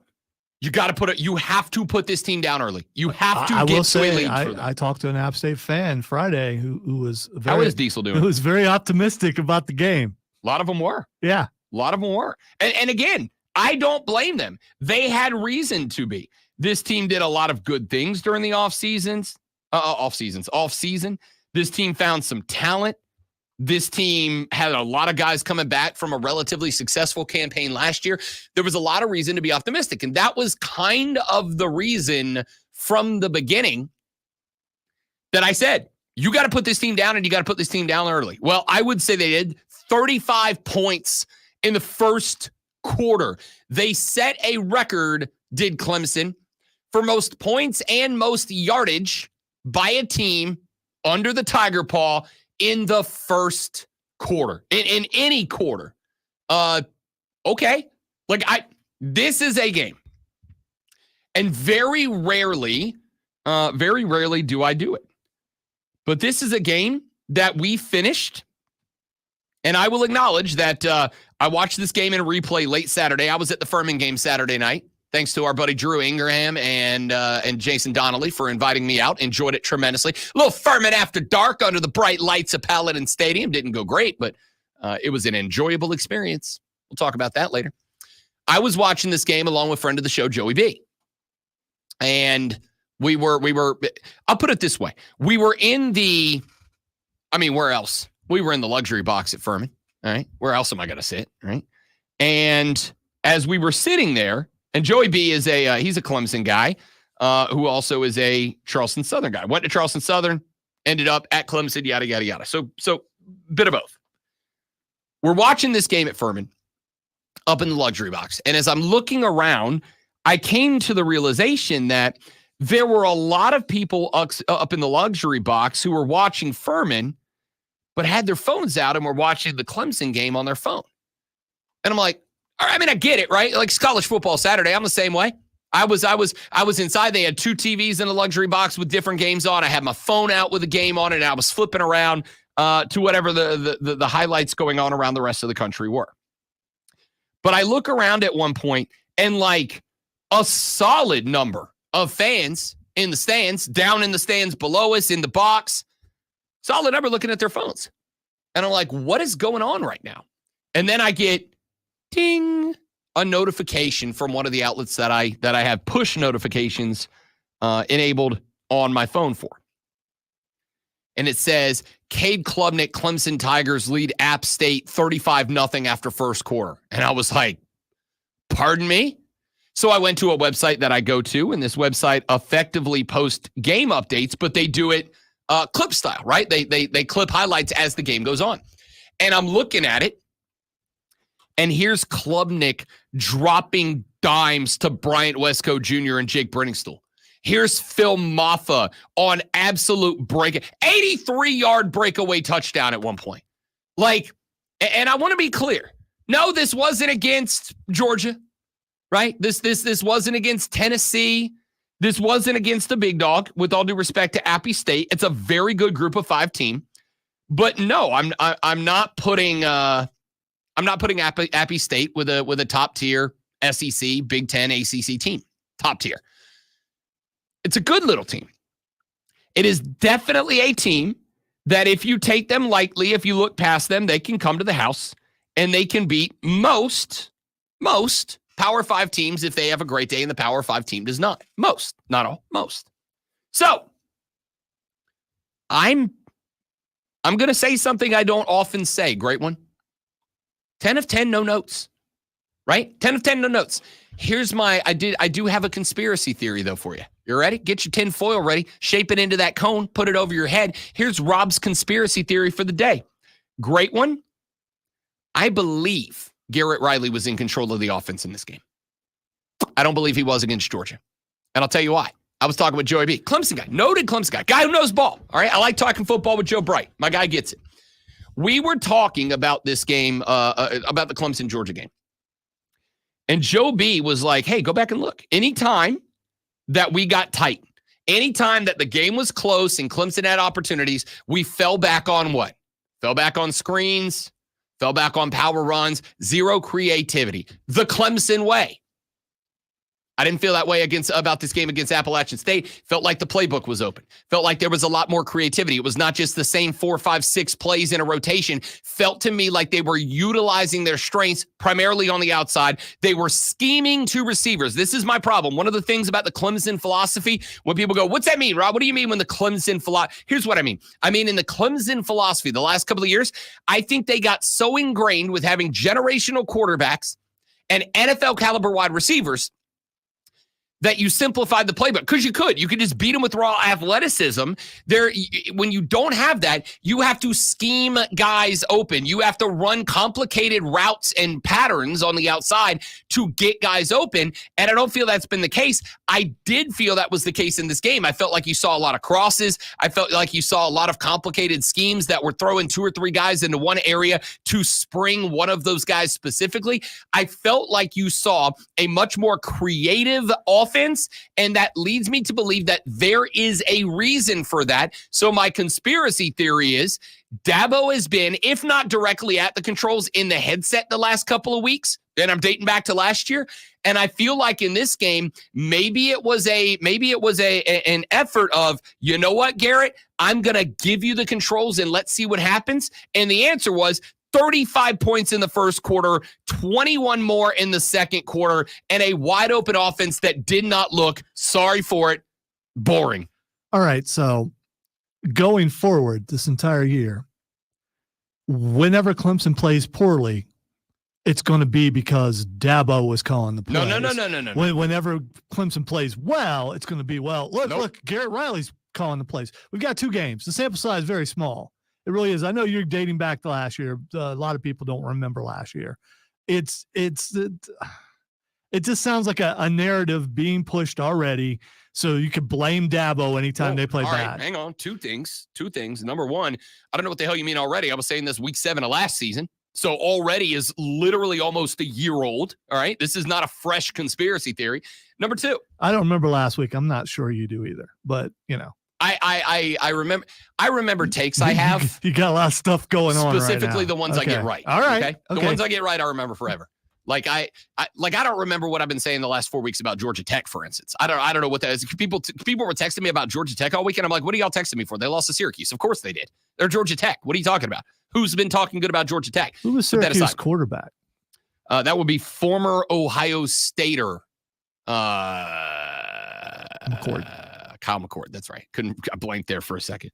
I don't know why. I literally interviewed him at ACC Media Days. All right. So here's why the conspiracy theory. 2 things. Number 1, it's not a fresh one. I had it last year too. So it's not a fresh conspiracy theory. Here's the second thing that I would like to respond to that you said. It is not, if Clemson plays good, it's Garrett. If it plays bad, it's Dabo. No. This is more about what happens on the field, not the result of it. Okay. I go back to Georgia last weekend. If there was a game in the history of Clemson football that you should have opened up the playbook, been creative, right? And I do think this is a me take, fight me if you wish. I think that Dabo over the past couple of years has kind of gotten into a bit of a habit of not wanting to put cards on the table early in the season, not showing the full hand, right? Exactly what you talked about with South Carolina. Not wanting to show the full hand, not wanting to break open the playbook, not showing what everything up the sleeve is to save it for later in the season for more impactful games. I don't understand why it was that would have been the case against Georgia, but it was. Again, if you still got it on the DVR, go back and watch that game against Georgia in week 1 and tell me what you see. I'll tell you what I see in spots that Clemson was in the game, which, by the way, was like 2.79 quarters of football against Georgia. Clemson's in the game, and yet it was like rotating through the same 7 plays, right? It's like it's like when you play somebody on Madden that's not very good. They ask Corso and he gives you the same 7 plays over and over, right? In this game, I didn't see that. I saw a change in offensive philosophy that was notable. I saw not just finding ways to get Bryant Wesco Jr. and Jake Brenningstool more involved. Because Brenningstool had, 2 or 3 catches against Georgia? He's gotten 4 or 5 targets. He's got to be more involved. In this game, he had 7 catches on 8 or 9 targets. That's what it needs to be. It felt to me like the playbook was open. It felt to me like this offense was more creative. It wasn't stale, and it felt stale against Georgia last week. It felt open. It felt more creative. It felt like the run scheme was more than just power run. We're just going to dominate the line and power run. No, I saw a lot more pulling backside guards. I saw a lot more utilizing skill position players and different blocking tactics off the outside for Phil Maffa. I saw a lot of that. In the pass game, a lot more complicated passing schemes. A lot more in terms of crossing patterns, running 2 receivers to a spot, utilizing one as less of a target, more of a decoy for Cade Klubnik, trying to get single high safeties drawn the wrong direction. It looked like a much more complicated passing offense, and Cade took advantage of that. Yes, it was against down talent for sure. All right. I don't know if Clemson is going to be able to come out and have the same success against, and hey, they look bad against Tennessee, another team that won me a lot of money this weekend, because I told you, believe the hype, bull. But NC State has a dramatically better linebacker core and front 7 as a whole than App State does. So we'll see if those patterns are there and utilized. But I'll tell you how I felt. And I said this while I was sitting there watching this game with Joey B. at Furman. I said, this feels like a different offense. Not in terms of, excitement, enthusiasm, yada, yada, yada. You know what it felt like to me? It felt like the offense evolved. It felt like to me it was a much more well-drawn up tactical offense. We're going to utilize receiver X to scheme open receiver Y, which has not been the case. In years gone by, it's felt like we're going to put X there and Y there, run them both on a straight route, and hit whoever's open. And guess what? Sometimes they're not open. Sometimes you have to scheme guys open. New Orleans did this to the Panthers all day long. They weren't doing anything like just leaning on Raheed Shaheem. It wasn't just leaning on the talent. It was scheming Raheed open. It was scheming your fastest wide receiver open by utilizing 2 routes on the right side to make J.C. Horn step up to work Shaheed in behind him and then hit him with the deep ball. And it worked. That's what I got. That's the vibe I got from Clemson. We're going to use these 2 as a decoy to draw defenses over, and then we're going to pop the big pass. And when Cade has big passes there, he was knocking them down. Even if you are one of the Haters, man. you have to acknowledge, even against App State, Cade Klubnik looked like a new dude. Hence, my conspiracy theory that Dabo got out of the way and said, let's see what the Garrett Riley offense looks like. And it looked good, dude. Yeah, I'm not buying it. Well, we'll see. You know, for Clemson fans' sake and for Cade's sake, I guess, I hope you're right. But I just don't, I'm not buying it. Texters, He had a great game. Great game against a lower level talented team, which is what lower level talented but team. still what he was supposed to do, what they were supposed to do. Dude, this is how they were supposed to handle App State. If Cade finished the game 24 of 26, 378, 5 touchdowns over a 4-quarter spread, I'd be like, that's a good game. That was 1 half. That's a half. That's a half. Had he stayed on pace, you are looking at mathematically 48 of 52 for 800 yards and 10 touchdowns. That's the pace he was on. Yeah, but if he did that against Georgia, he would be winning the Heisman Trophy. Correct. But do you see my point? This is not a question. This is a statement. It was a different offense. I'm talking schematically. Texas said, Rob, Dabo was not holding a clipboard when Clemson had the ball. Normally he does, hence the conspiracy theory. Texas said, come on, Lonzo. It was an obvious change in offensive philosophy and strategy that makes it obvious that Riley had more control. I'm not a Clemson fan and have no reason to defend Garrett Riley or Dabo. Yeah, we'll see going forward. I mean, it was a game against an inferior team. We'll see what they do next week. Don't disagree. NC State coming to the house, and I will tell you right now, not next week. They get a week off, Clemson. It is the 21st. Okay. I'm going to tell you right now, that game is not got a time yet. That's the wedding day. I really hope they play that game at noon so I can watch it. No other reason.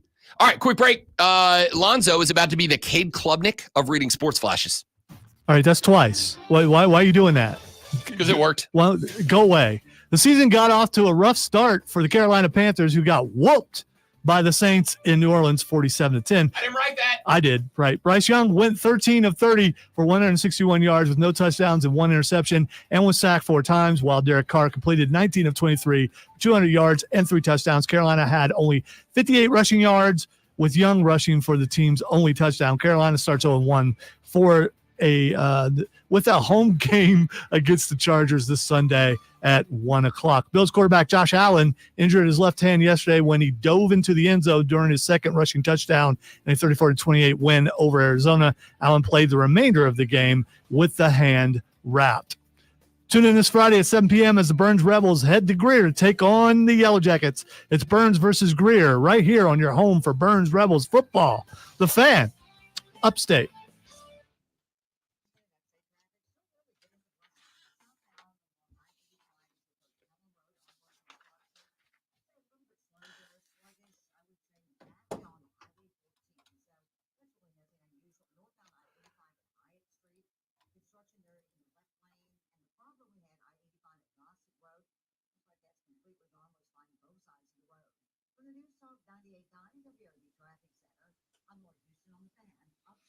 I don't know what you mean, Steven.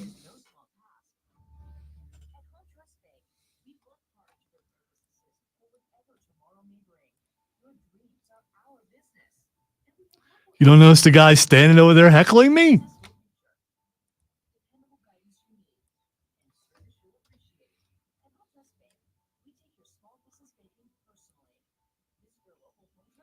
We'll also say, Stephen, it would not hurt my feelings if you petitioned the powers that be and asked them to have me stop doing them because I'm so bad at it.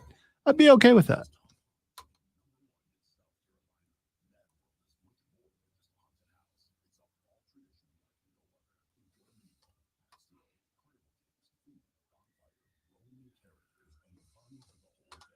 Now I'm just going to mess up the rest of the way on purpose.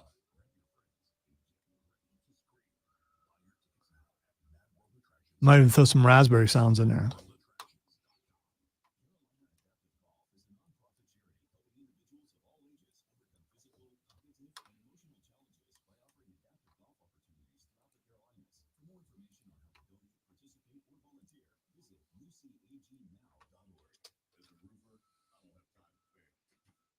Homeowners rely on me, so I rely on Beacon. Beacon's unique network of branches work together to give me what I need when I need it. And with the Beacon Pro Plus, the brands I depend on, like GAF, right at my fingertips. Now through September 15th, purchase high-quality GAF. Say his name and he appears. Every time James gets into the chat, that comes into my head. I want to tell you. That bucket hat that Travis Kelce was wearing at the U.S. Open is a $620 bucket hat. Why would you look that up? Because I was curious. Yeah, well, no, because you wanted to buy the hat. No, I didn't. No, I don't. Oh, I'm not a okay, bucket. Have you all ever right. seen me in a bucket hat? You've known me 5 years. Have you ever seen me in a bucket hat? Listen, you've lost a lot of weight. The bucket hat, you probably could rock it You got to right now. You I probably could if I Yeah. was in a very, and don't get me wrong, hammered at the U.S. Open is a mood for me. Like it's very a mood. In fact, one of Courtney's best friends works for the USTA and works the U.S. Open every year. And Courtney was like, "Could we come to the U.S. Open next year?" She's like, "Yeah, if you guys want to come up to New York, I'll get you in." So there's a very good chance I'm going to Flushing Meadows next year, which I'm very excited about. If I'm drunk at a tennis match, I'll rock a bucket hat. I ain't spending $620 on a bucket hat. You could if you could afford it. QC in the first break. There are certain things that I've said, even if I was rich, I wouldn't spend that much money. Even if I had $1 billion, I wouldn't spend that much money on it. I don't think I could justify. I will $620 never say bucket. that because I'm not rich and I don't know what I do.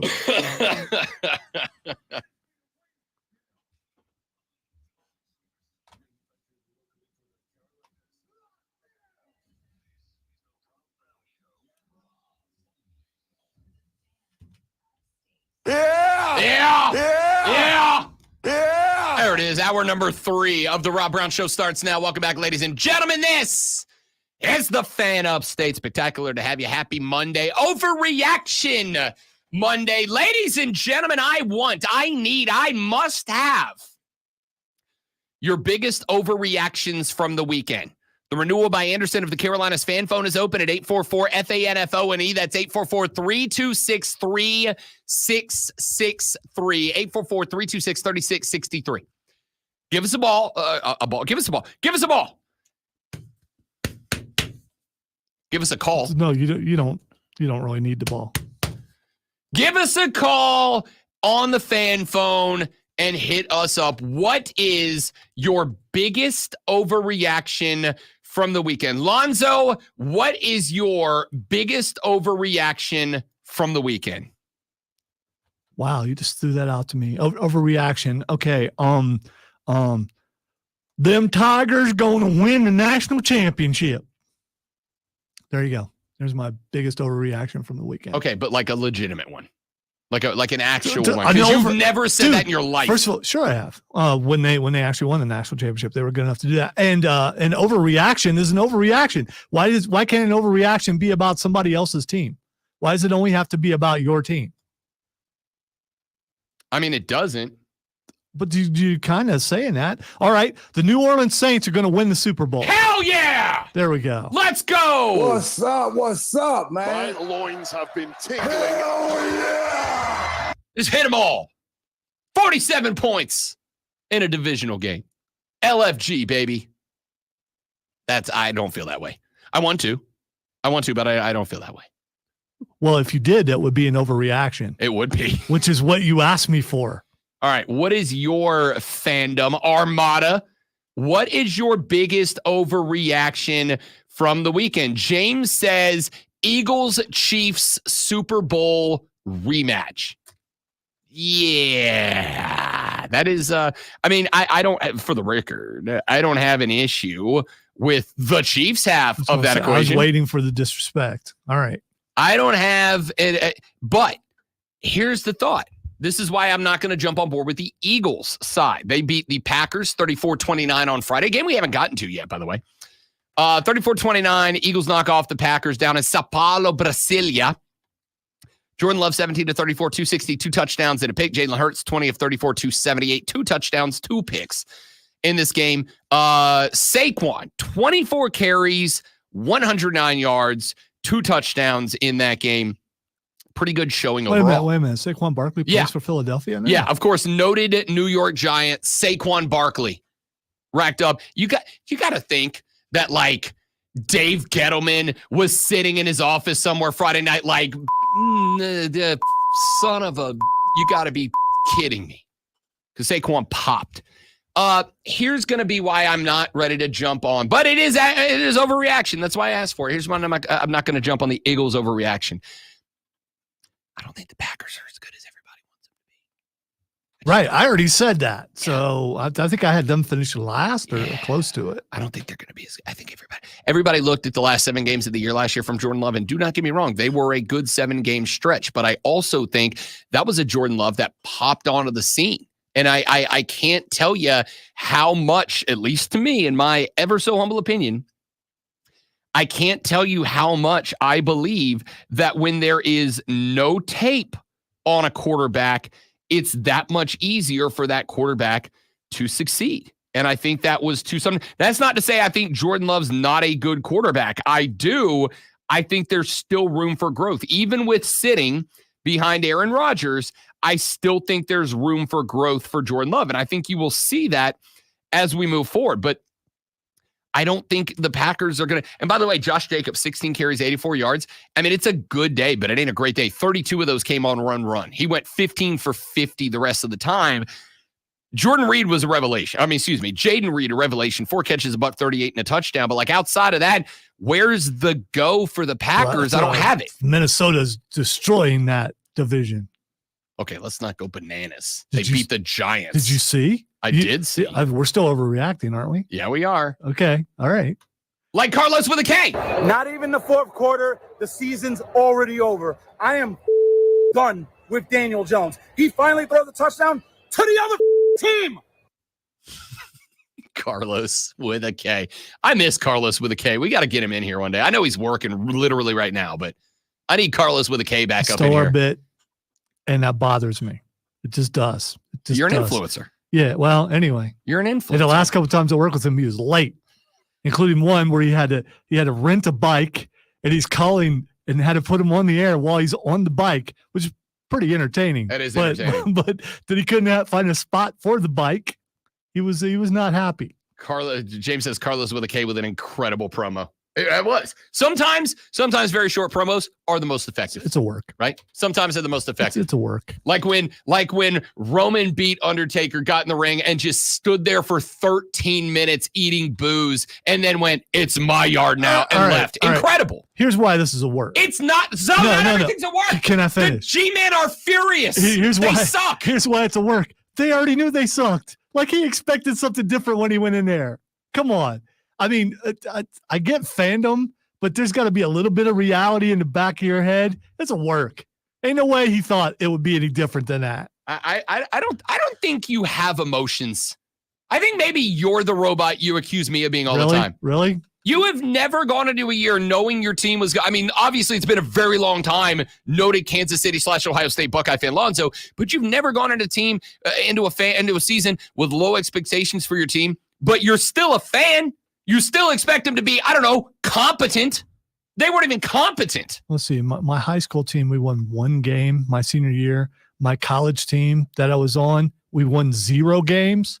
Okay. So I don't know where that is in the emotional spectrum, but I know what bad is. That's all I'm saying. I know what bad is. Wait. Texter says, biggest overreaction. I am ashamed that I made my kids Panther fans, and it borderline makes me want to go get a gallon of milk so I don't have to go home and watch them cry. They really did, because we got thrashed this week. That's from UNC Chris. Chris, do not go to the corner store to pick up cigarettes. Your kids need you. No, all right? I said milk, dude. I mean, come on. Dude. Yeah, I know, but the trope is... Don't throw other vices on them. The trope is whatever you went down to the corner store to get and then never came back. Chris, your kids need you more than ever. It's okay. You can come be a Saints fan. Wow, you read way too went a totally different direction there. What do you think that statement means? He was trying to avoid going home. He wasn't talking about leaving forever. Yeah, that's what that joke. That's the long running trope of a joke. His dad went to get milk from the store and never came back. Text us back and tell us that Rob's wrong.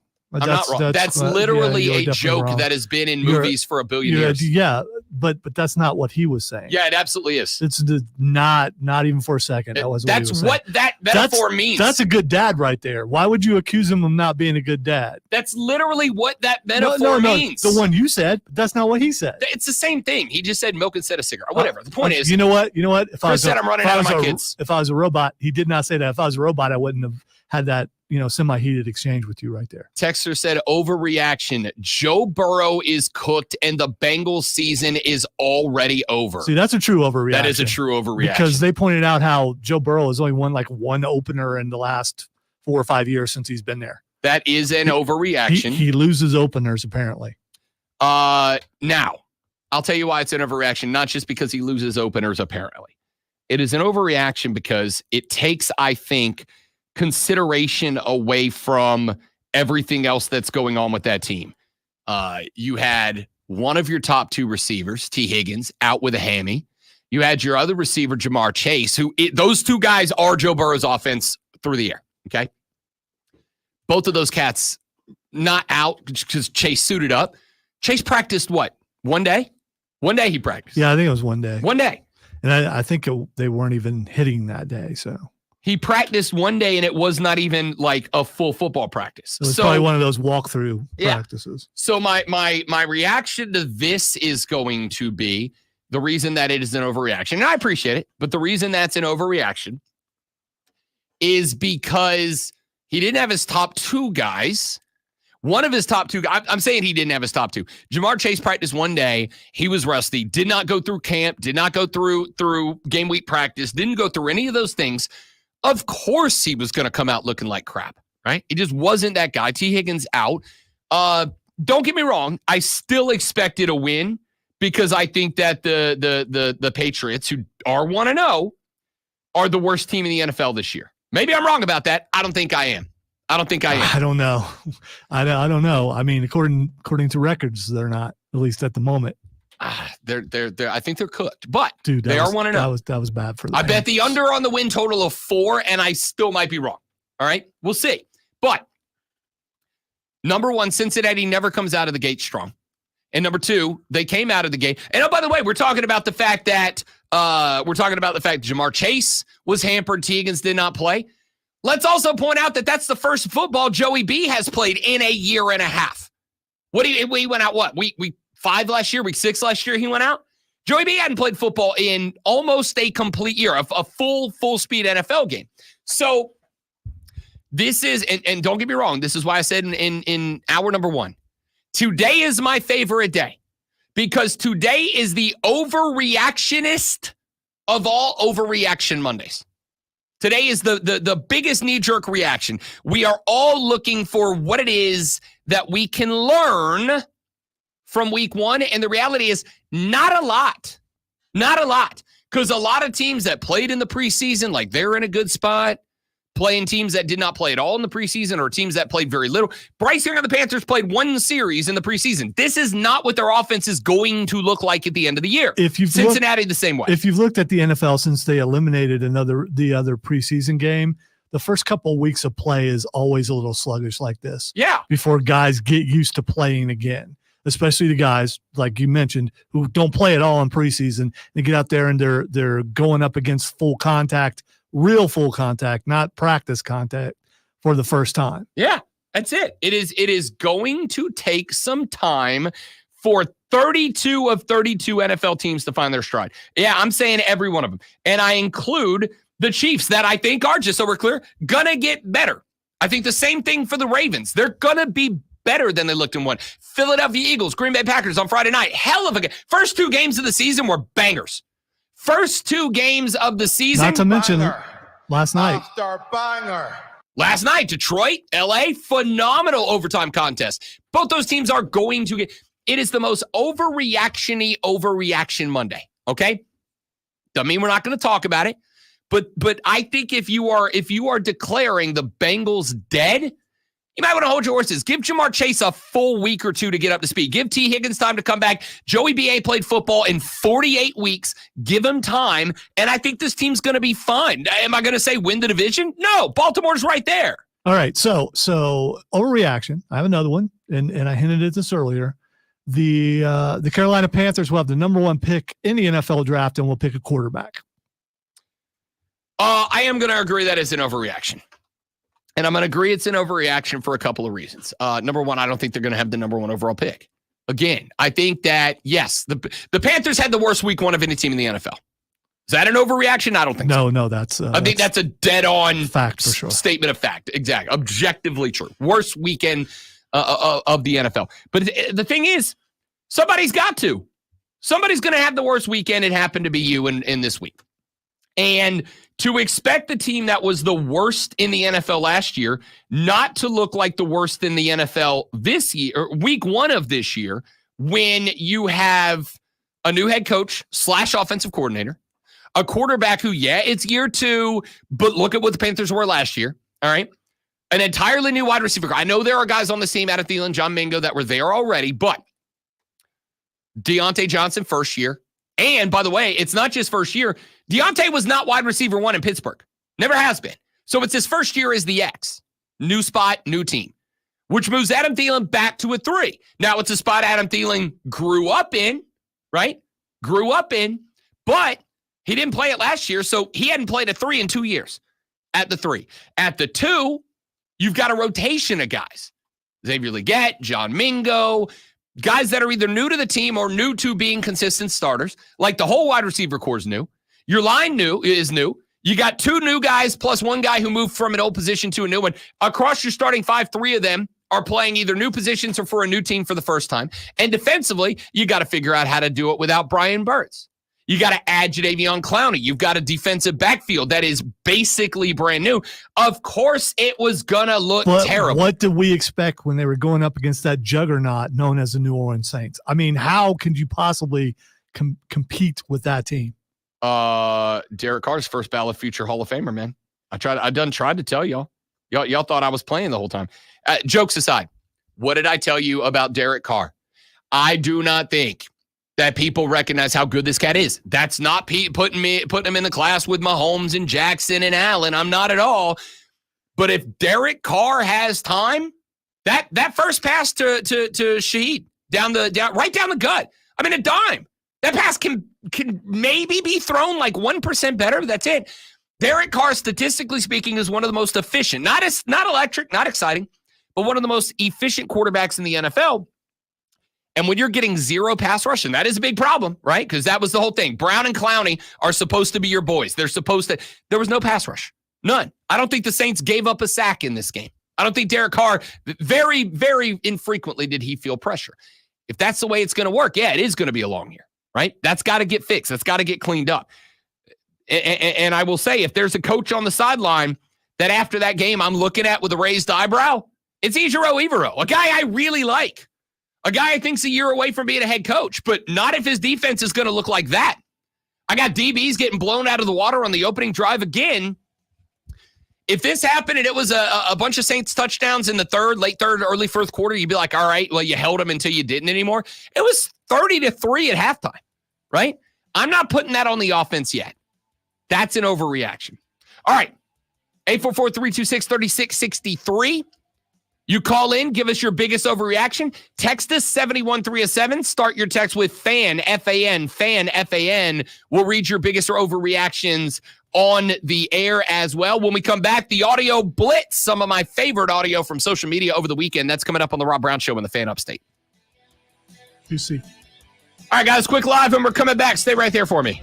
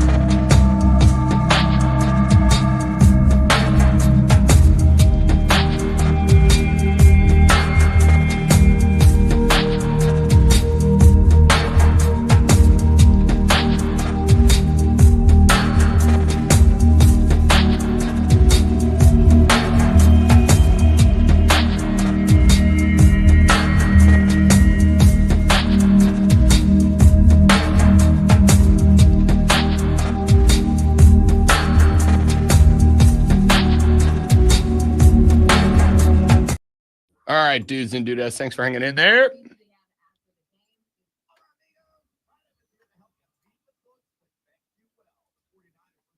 Oh, amigos.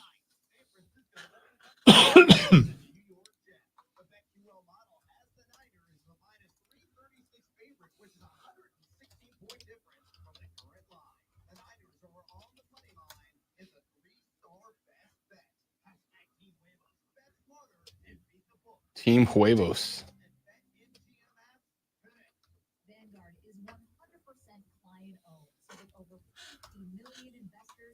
Excuse me if I'm wrong, but he does hashtag.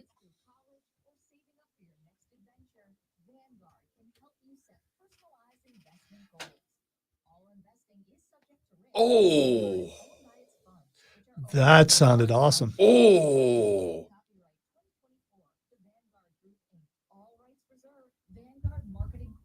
Might have to do the show from back here now.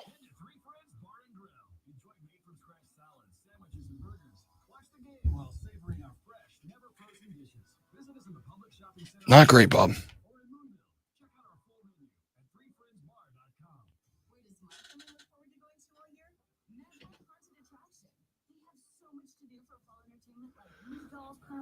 And even axe throwing. We love making s'mores by the bonfire, taking selfies with the Roman characters, and now with no scare medallions, my little ones are able to brave. Yeah, I saw that. Yeah, that was really good.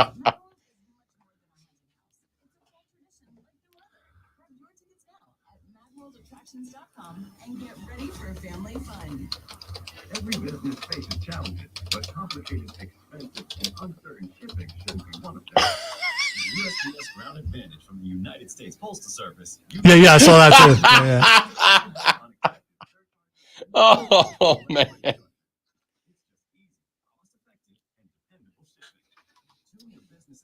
you see that one? I did not.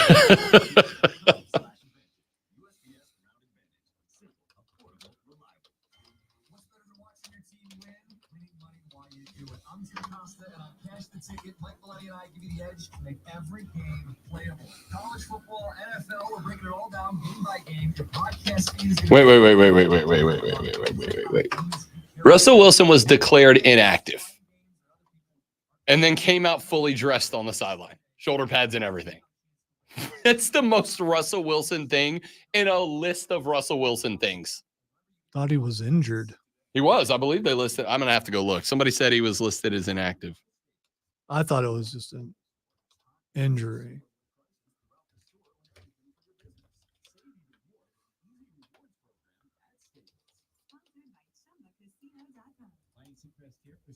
New life in the next break. 10-4.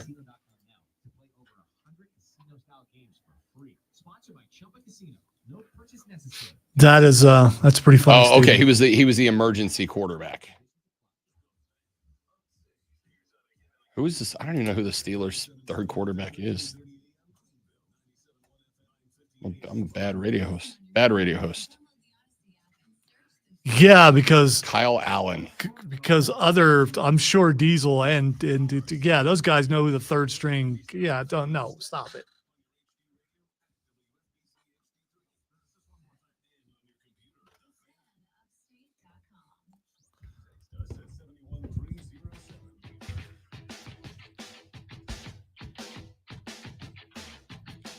The most overreaction of overreaction Mondays is week 1 of the NFL season. Looking for your overreactions.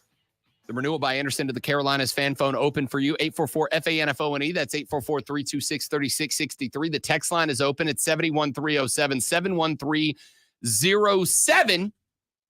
Got a couple more overreactions on the text line during the break. Texter says, Rob, overreaction. Caleb Williams is a bust number 1 pick.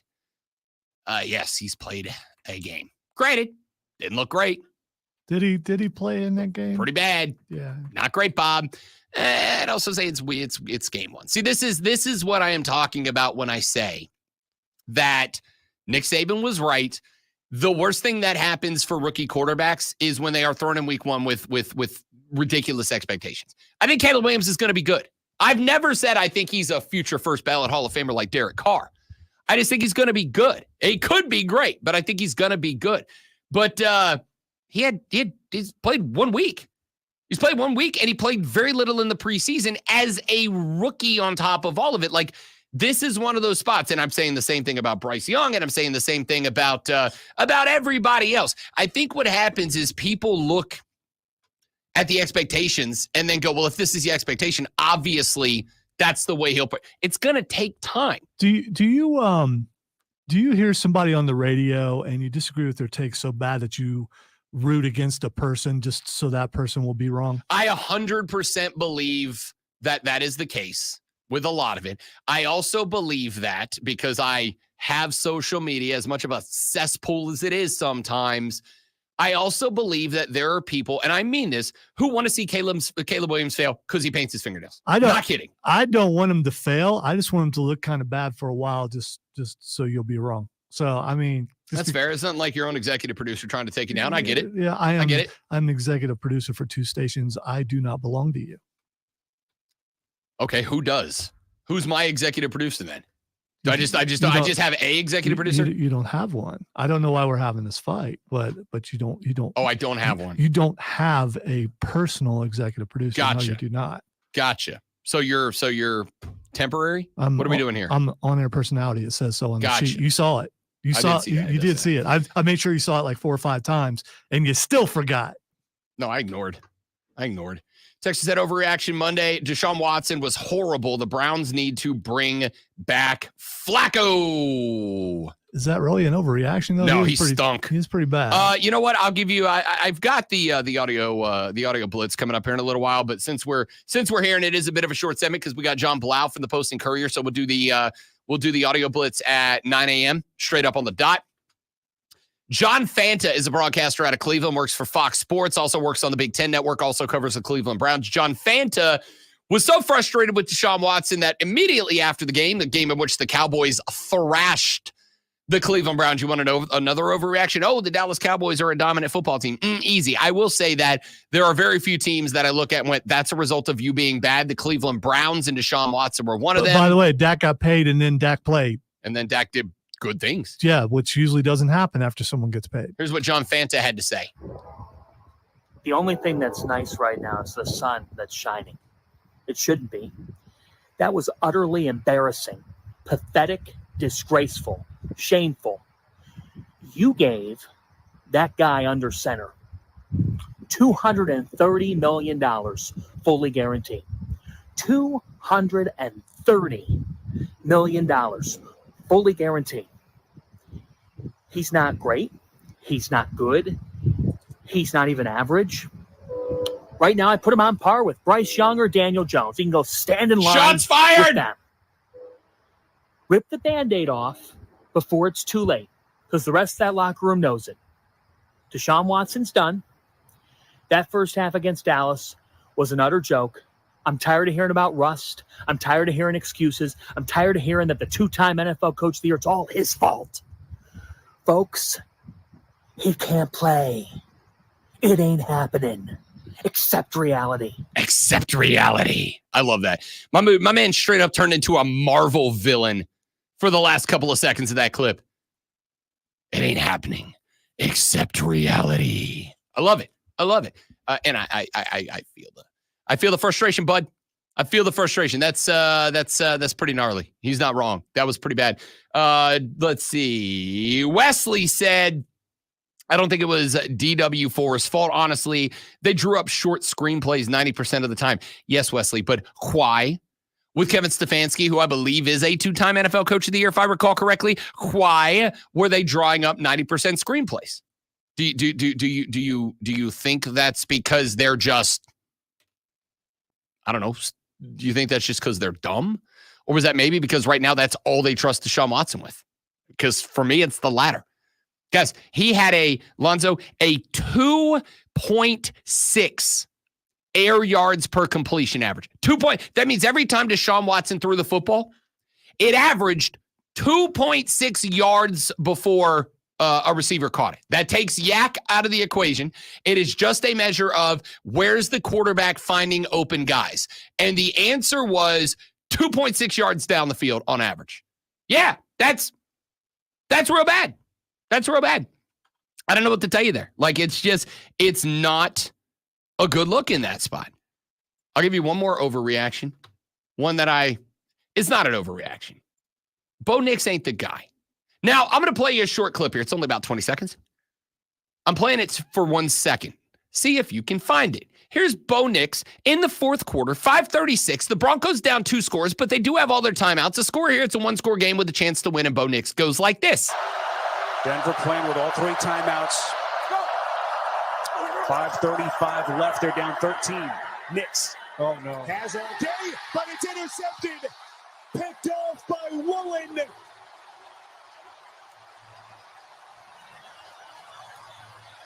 My favorite part of that clip was Adam Archuleta going, oh no. And the reason that my favorite part of that clip was Adam Archuleta going, oh no, Lonzo, was very simply because the ball was still in the air. The ball was not even halfway to its target yet. Not even halfway there. And Adam Archuleta goes, oh no. Like the pick was evident from the second it left his hands, and Adam Archuleta drops the newest addition to the Rob Brown Show soundbite play roster. Oh no, it's just incredible. I don't know why I needed to add to my. See, now it's just not adding. I have it saved. I just can't wait. Oh, and it's not gonna. Of course, it's not gonna play. Oh no. Anyway, that's just fantastic. He's cooked. You can clip your own self saying "oh no," I suppose. Oh no. I don't want that. I want Adam Archuleta saying "oh no." I don't know why it won't go in there. Denver playing with all 3 timeouts. 5:35 left. They're down 13. Nix. Oh, no. Has all Oh no. It's so good. So good. All right. Wesley said, no, I get that, but why keep him as the starting quarterback if that's all you trust him as? Is it really because you paid him too much and are embarrassed to admit it? Okay, that sounds right now that I'm saying it. Yes, Wesley. I should call you Yes-Lee because you finally got it. That's it. Was he talking about Bryce Young? No, he's talking about DW4. Oh, okay. Who, if we're being real, which of those contracts would you rather have if the quarterback came with it? Bryce's or Deshaun's? Yeah, Bryce's. Yeah. Yeah. That's exactly right. All right. Let's run to a break. When we come back, we will be joined on the show by our guy, John Blau, reporter, covers the Clemson Tigers for the Post and Courier. Let's break down a 66-20 win over the Appy State Mountaineers. That's coming up next on the Rob Brown Show. That's coming up next on the Fan Upstate. New life. All right, guys, one more read and we're back with John Blau. Stay right there.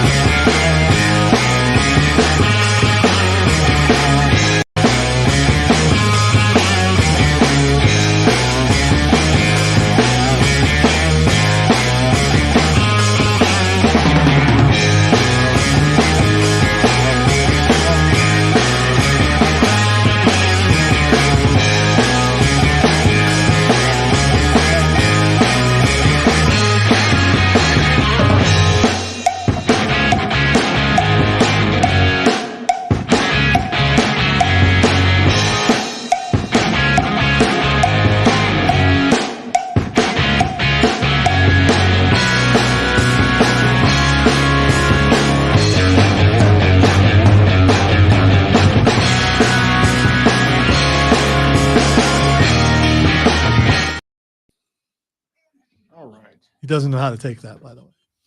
Thank you, Scott. I appreciate that, buddy. 54 pounds now. I'm going for 60 just to say I did it. I have hit the point where I'm now being competitive with myself. I don't like losing. I certainly don't like losing to me. No one should ever leave to me.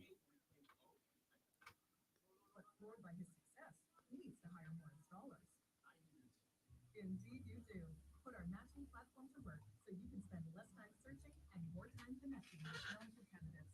Visit Indeed.com/critic and get $75 towards your first sponsored job. Terms and conditions apply. Ulta Beauty's 21 Days of Beauty event is back. From now until September 19th, score over 200 daily beauty steals at 50% off in every category. And check Ulta.com daily to get them all before they're gone. Take 50% off bestsellers from brands like Estee Lauder and Supergoop. Plus, say hello to new finds from brands like Dyson and Sol de Janeiro. And Ilia is now at Ulta Beauty in select stores and online. Shop in-store, Ulta.com, or try pickup today. Ulta Beauty, where possibilities are beautiful. Conditions apply. Home ownership. At Progressive, we know it's part of the American dream. It's winds blowing across a fruited plain, and also your new fire pit, which subsequently sets your gazebo ablaze. It's hard-hitting football, and an even harder-hitting price estimate from your general contractor. That's a star-spangled bummer. It's also around-the-clock protection when you run to your home and auto with Progressive, which can help keep the American dream of home ownership alive and kicking. Get a quote at Progressive.com. Progressive Casualty Insurance Company affiliates and other insurers, not the United States. From the Eagles Market Studio.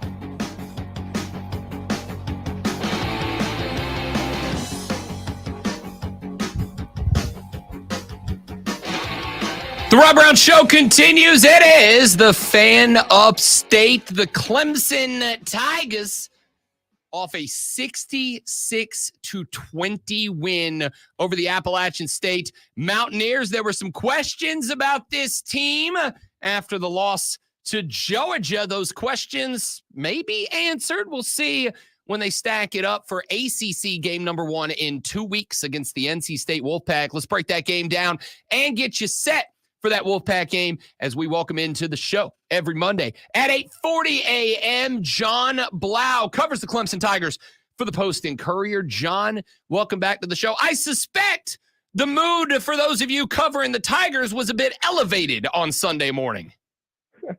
I mean, we're even keeled regardless. The win or lose doesn't change our job. But as far as, the fan base, I think the fan base is certainly charged. Obviously, coming off that loss to Georgia was really depressing, only scoring 3 points. And then you go and you put 56 up at a half, which is a program record. Cade Klubnik throws for almost 400 yards in a half. That kind of puts a lot of anxieties to rest. So, I think the mood's a little different in Clemson right now. I would say so. John, what would you think is the biggest difference we saw between the Georgia game and the App State game? Because there's a lot of theories floating around. One is that, hey, Georgia's just that good. This team may not give up a touchdown until they play Alabama. There is the thought that maybe this was the week that Garrett Riley really had full control of the offense and was able to open it up the way he wants to. If I ask you what you think the biggest difference is from week 1 to 2, what would you say it was? I mean, obviously, it's a little bit of both, I would say. I mean, obviously, Georgia's very, very good. And the gap between Georgia's defense and App State's defense is something we're going to figure out over the course of the year. Obviously, don't have a great context on kind of how good the Mountaineers actually are on that side of the ball. If maybe it was a little bit easier to kind of get guys open and find space. But then also just obviously Clemson just playing way better. I mean, not making mistakes, having a guy like Brian West go out there for the first time, who's stretching defenses. Cade Klubnik really comfortable in the pocket, looked very calm because he's protected really well by his offensive line, able to sit back there and complete 24, 26, and then, popping off big explosive plays. I mean, I think Clemson had 15, I think they had 3 plays of 15 or more yards in the Georgia game. The longest went for 36 yards. I mean, they had plays of 76, 51, 83, in the first 3 series. And so to see them kind of create explosive plays, put points on the board real quick. Obviously, a very different dynamic, able to get momentum that they couldn't get in the Georgia game. Again, whether Georgia and App State, there's just like a giant chasm between them, and obviously, the level of difficulty was a little different, possibly, but I think obviously Clemson just executed a lot better as well, and that's why you get 56 points and a half. It felt to me, John, like after the first quarter in which 35 points were scored. I shouldn't even say after the first quarter. It felt to me after the first drive, like there was a different feeling, a different mentality out of the fellas on the field. Forget the fans and the coaches and all that. Like it looked like this team had finally settled in and clicked a little bit. Do you think that is something that I mean, obviously they can build off of, but do you feel like this team maybe walked into the locker room on Sunday to look at tape and thought to themselves, this is it? I mean, I know it's hard to gauge the mentality of players, but from us watching this team on Saturday night, it looked like the Clemson Tigers of 2018. Yeah, I mean, they came out of the Georgia game, and obviously it sounds odd hearing Kay Klubnik and Tristan Lee say this, but they felt more confident about their team coming out of that game than they did going in. At least that's what they said, just because they felt like they saw opportunities in there they didn't take advantage of. And again, physically didn't feel overwhelmed, it's just they didn't execute. And so they knew if they executed, we absolutely have the guys to be able to score points. And, I think Kay Klubnik said it after the App State game, just came in relaxed, more relaxed than he's ever been. They all did. I think they all kind of had a certain confidence to them that this is a day we can kind of go off and do what they did. And obviously to be able to throw a deep ball like Klubnik does to Wesco, we haven't seen Klubnik really hit a guy in stride deep like that in a while. I mean, he's often short arming them, just not quite getting them out there. But then to connect on that first play, I think that's just such a huge confidence builder to right off the bat have just something that big. And I'm sure that got him excited, got him really kind of, into the game, feeling like they, were back kind of, sort of. And then you have, obviously that big, run by Maffa. And it's just, again, it all just kind of builds on itself. And so, I think that they came into the game with a good mentality. They obviously developed kind of a lot of confidence throughout that game. And it's huge going into a bye week to kind of have that confidence for another week and then go into the ACC opener against NC State when you're obviously, the ACC season is just so important in this expanded playoff world that we're in. If you have a good ACC season, you win the ACC championship, you're automatically in, you get a bye. So I think they feel really good about where they're at right now, and obviously put that Georgia game like way in the rearview mirror. Way in the rearview mirror. John Blau from the Post and Courier joining us here on the Rob Brown Show and the Fan of State. Talk to me about said receivers. We had Kay Klubnik tell us on this show a couple of times he expected Bryant Wesco Jr. to be a name that is household by the end of the season. Jake Brenningstool, I was almost disappointed he wasn't involved more in the offense in that Georgia game. Cole Turner had a handful of catches. Antonio Williams got involved. This receiving core looked like a different set. How much of that would you say was due to progression from week 1 to week 2? Every college coach ever is going to tell you the most progression you'll see out of a team is from week 1 to week 2, versus how much of this was a change in schematics for the Clemson passing game to scheme guys open? Because I was looking at it. I thought I was seeing a little bit more complicated patterns, a little bit more complicated tactics in terms of scheming guys open as opposed to just relying on them to get themselves open using pure athleticism. It felt to me like the pass game turned a corner specifically in regards to the wide receivers. Yeah, I mean, I would have to do a very, very deep dive study to tell you if the patterns were that different. I mean, it seemed like they've been running, go routes or, some of those deep routes that Wesco got open on. Just haven't really been open, or Klubnik hasn't pulled the trigger, or again hasn't put it out, far enough for them to kind of run under it. And so, I mean, I think Wesco changes the dynamic a little bit. That's why, there was all that talk coming in the preseason of, just how different he is. And then to only see him play 12 plays against Georgia, I don't know if maybe they just thought not quite ready yet. Let's give him another week or what it was. But there was obviously a little disappointment for Clemson fans there. And then just right off the bat, just seeing the way he can get behind a secondary, obviously tracked the ball the way he did on the second one, the 51-yard reception, sets up the 1-yard touchdown.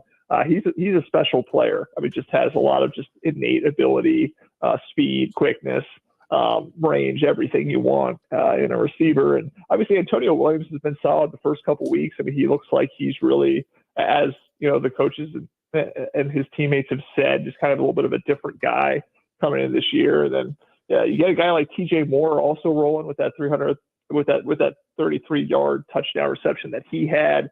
Again, going into the bye week, getting a lot of experience for him, maybe some confidence.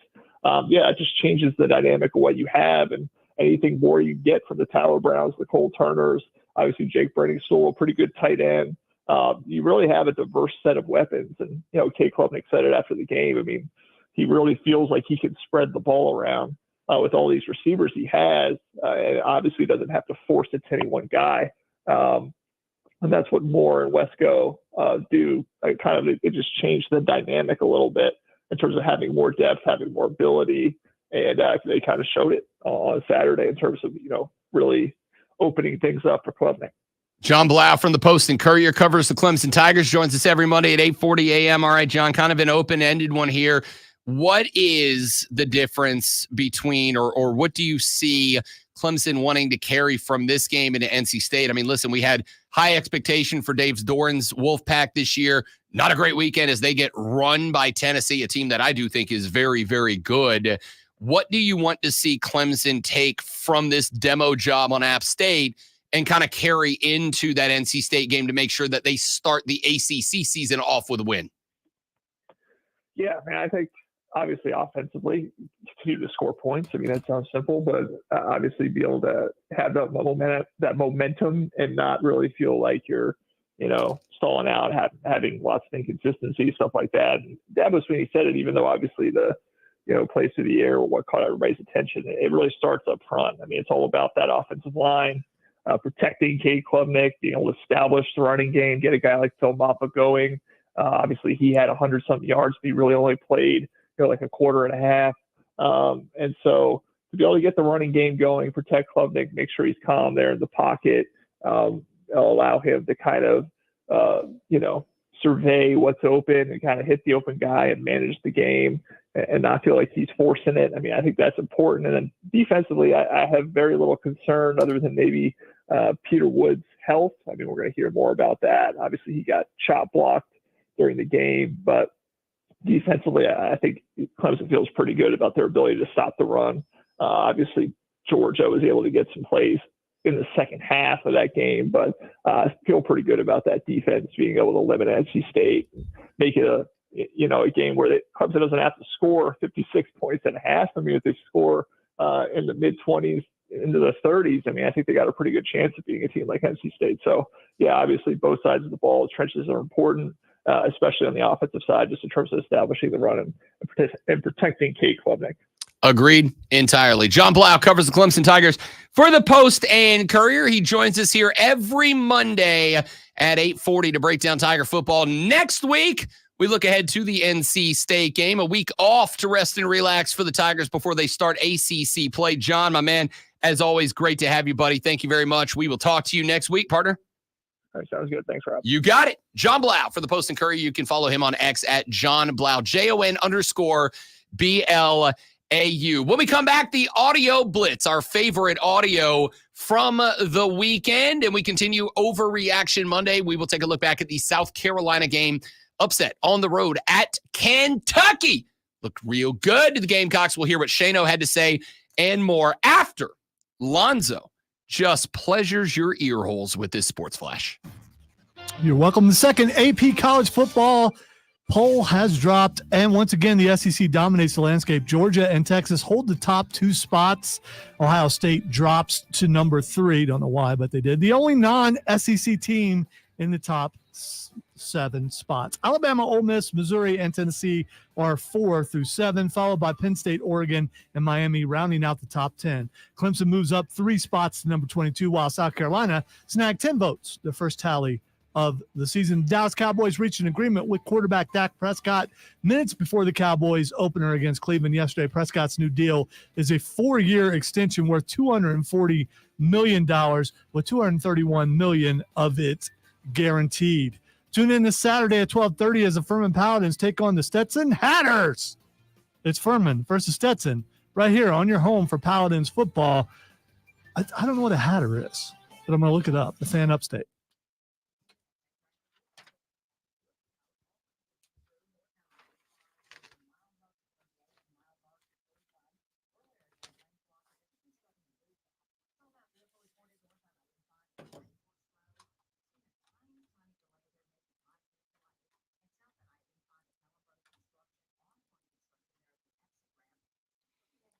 The Hatters, is that like Mad Hatters? I don't know.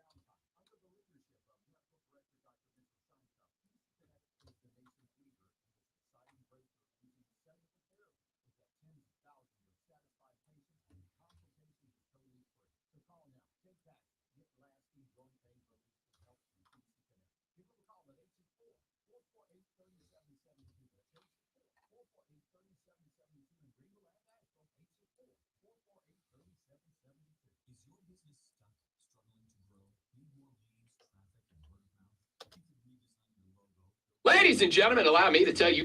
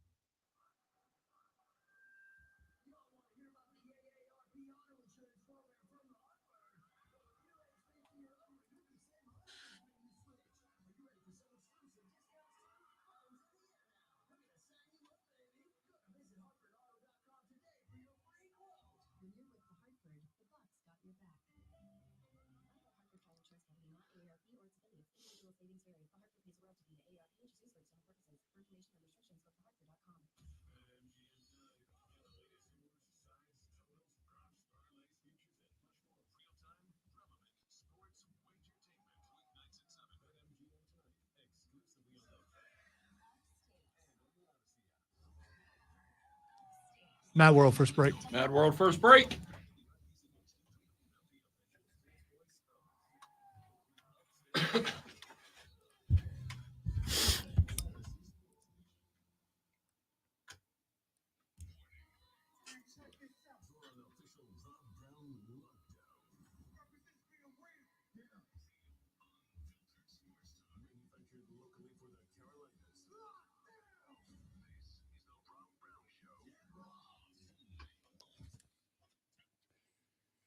And here we go. The final hour of the Monday edition of the Rob Brown Show starts right now. Welcome back, ladies and gentlemen. Great to have you. Overreaction Monday underway, the knee-jerkiest Overreaction Monday that we will have all season. On one hand, you got the college football ranks. The biggest improvement from any team that you will see is from week 1 to week 2. That's what every football coach everywhere has ever said. And in the NFL, everybody thinks that they've got a spectacular read on teams after week 1. I promise you, you don't. And neither do I.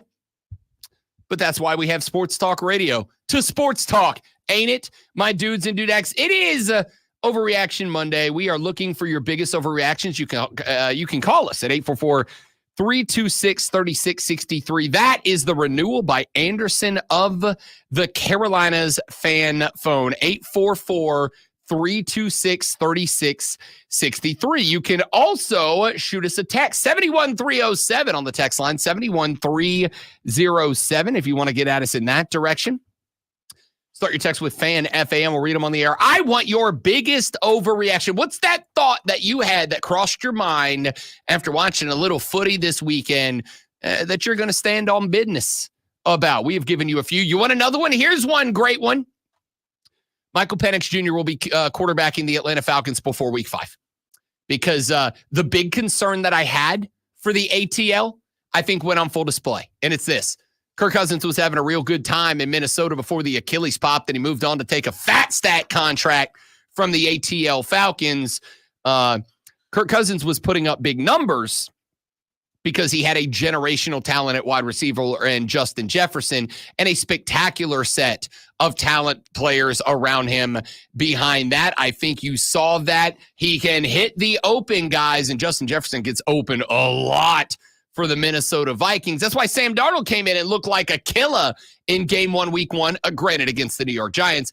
I think that we will have a QB controversy in the ATL by week 5. I'm just curious. I don't know if you remember because I don't. Who did he have as receivers in Washington? Nowhere near what he had to just in Minnesota. But he still was able to take that, what he did there, and turn it into a pretty good contract going to Minnesota. Now that I will agree with. Pretty good contract coming off of a decently good time with Washington. A mediocre Atlanta team, which is what he usually has, mediocre teams, is a step up from what they've had the last couple of years. It's not anywhere close to what he had at Minnesota, and therefore the numbers won't be anywhere close to what he had in Minnesota.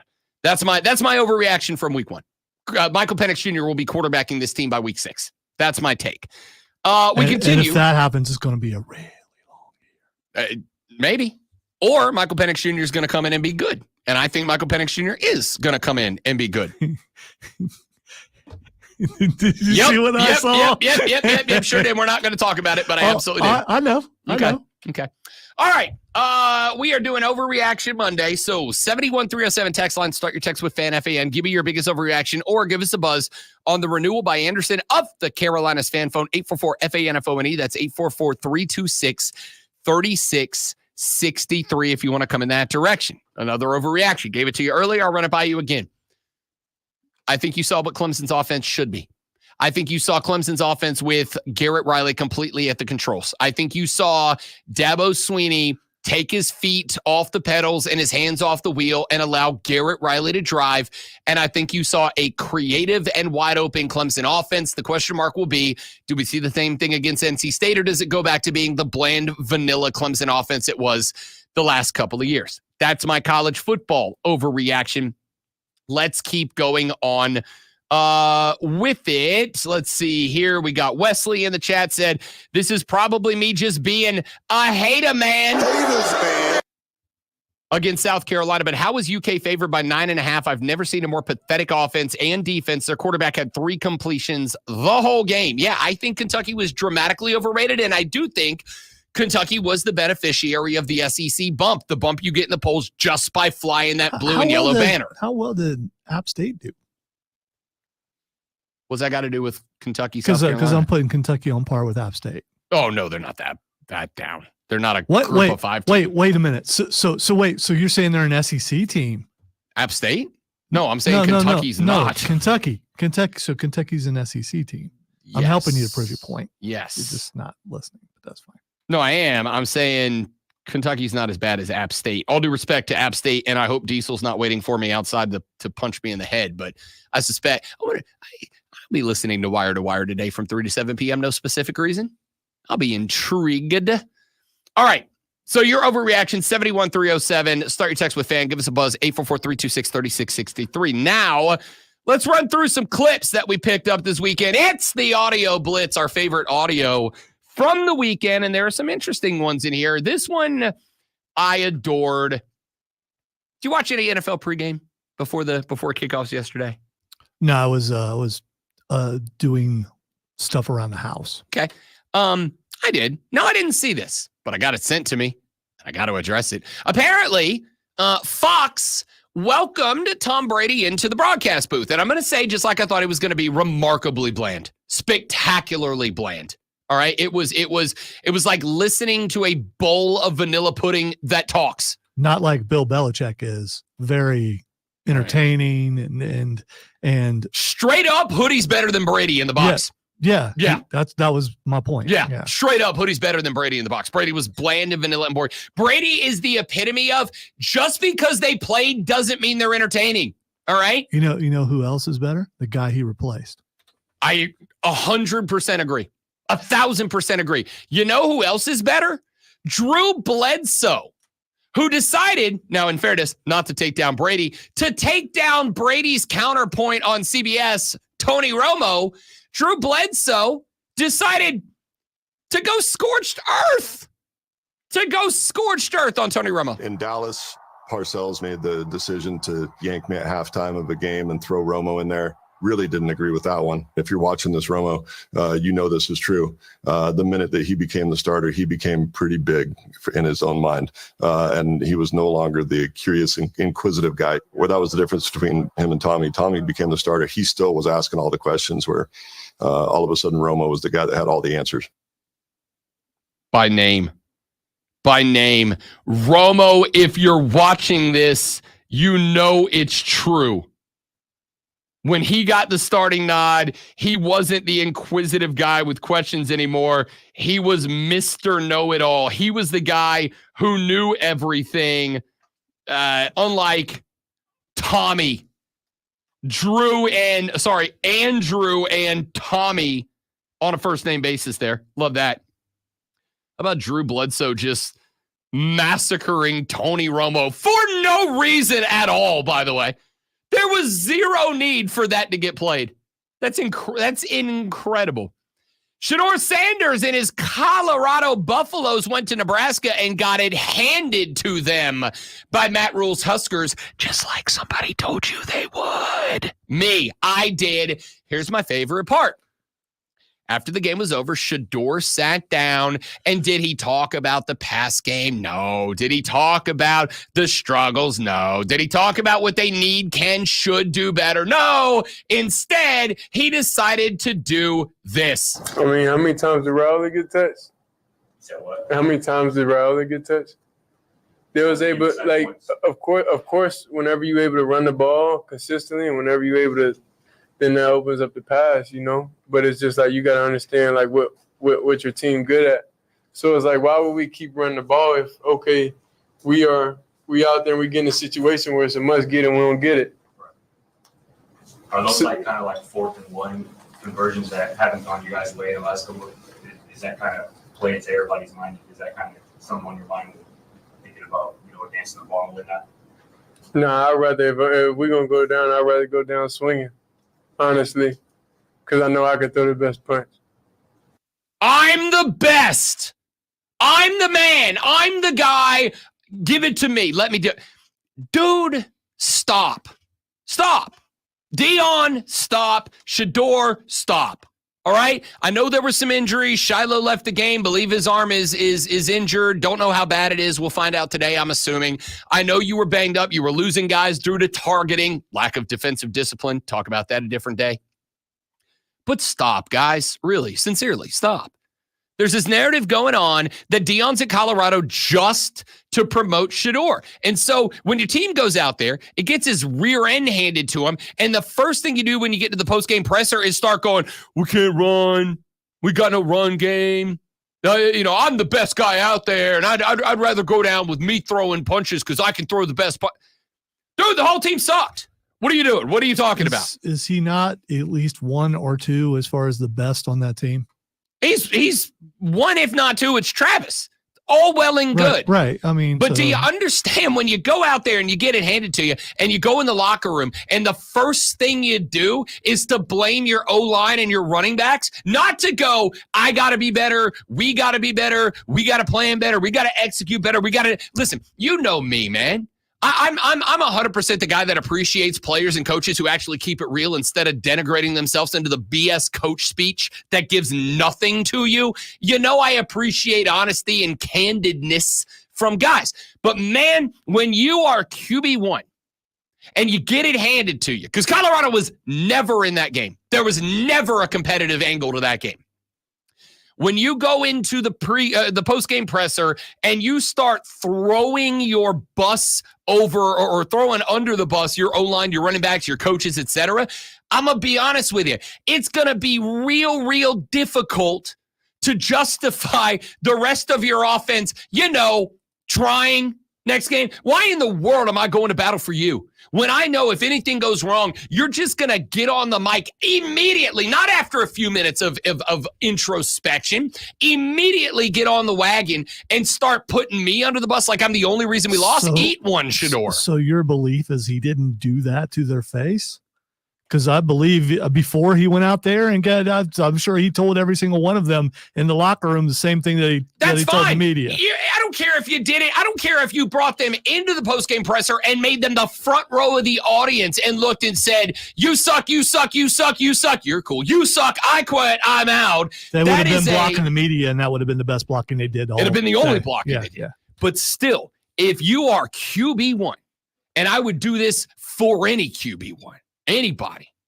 If you are QB1, you drop the game and you go right to a mic to tell everybody else that's on you, that's your fault, that you're bad. I was out there doing everything I can do, but you held me back. Bro, that's not dissension in the ranks. That's tossing a live hand grenade into the ranks. That's a bad look. And at a point in time where the entire narrative about your team is it's just the Dion and Shedeur show, to come out and act like that doesn't really do anything to convince anybody that's not true. That's just a bad look, dude. That's just a bad look from Shedeur. All right, let's keep going. Shane Beamer after the win over Kentucky. Dominant performance. An unbelievable statement by our defense, but an unbelievable statement about our entire program.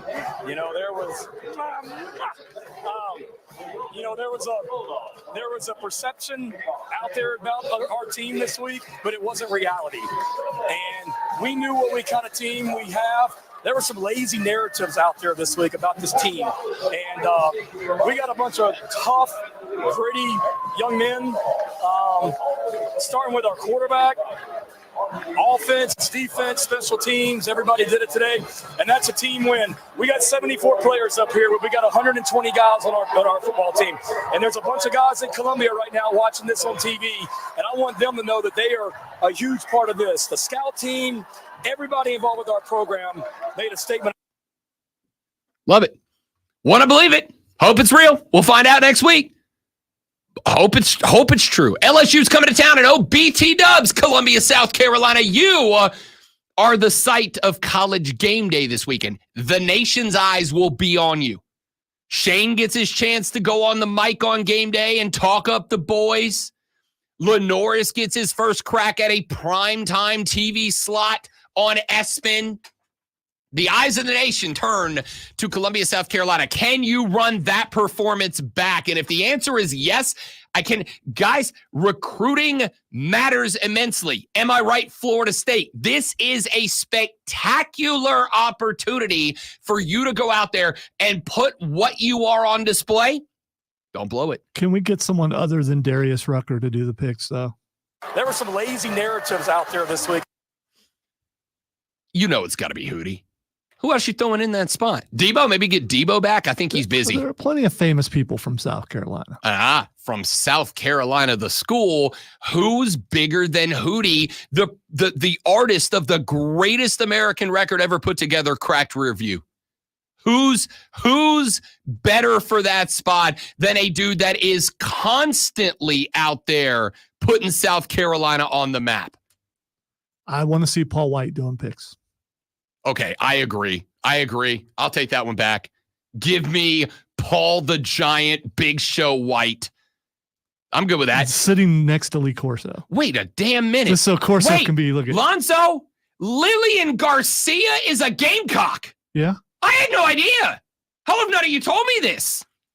The greatest ring announcer in the history of ring announcers, Lillian Garcia, is a Gamecock. I don't know. I think Samantha might be the greatest of all time, but It's Lillian. Lillian walks so Samantha could run. All right. She is a forefather, if you will, of what we got now, for sure. For sure. But not the for greatest of all sure. time, no. Oh, she's a goat. We'd have to go with Finkel for that. Who else do you put up there? You know what? Even with that, I want Paul White. I want Lillian, or you know what? That's a great text. Texter just said, Mike just texted the show, said, what about Dawn Staley? Yeah. Put Dawn up there. Let's go. Put a champion up there. Why not? I got to tell you, if I'm South Carolina, I might be making the call to old Kirk Herbstreit, being like, yo, listen, I know you're kind of going to pick your own dude, but like, give us Dawn, right? Like, let's get Dawn up there. He doesn't make the picks. He's not the one who makes the decision. No, I know. If anybody for that network is told what they're going to say and how they're going to say it, it's Herbie. Well, that's true. I mean, not that that's coming from. Well, it's probably going to kill him being, at that school when Clemson's up the road because he's such a Clemson homer. All right. So there's some of my audio. We got plenty more for you as the show rolls on, including. I got to do it. I'm very sorry. I know it's Football Monday. There were not one but two food takes that came off social media this weekend. One of them, I think, is massively important. Oh, cool. I thought we were talking soccer again. Your food's all right. We might. We'll see. Actually said put Dawn Staley and Kim Mulkey up there to make. I don't need them fighting on the damn stage, Chris. Why not? Okay, maybe I do. Two food takes. One is critically important, and you must all hear it. The other one might be the worst food take I've ever heard. And you guys have heard some doozies, some whoppers on this show. Plus, I got more audio for you. All that coming up on the Rob Brown Show in the Fan Upstate. My world.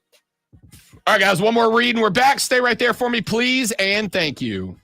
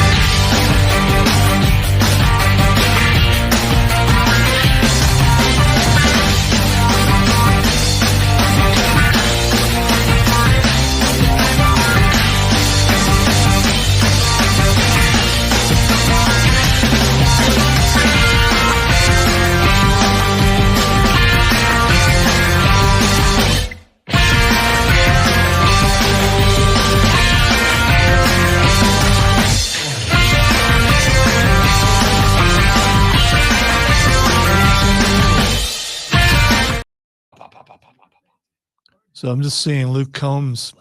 X New Year, same old Panthers. Absolutely gruesome watch. Gruesome.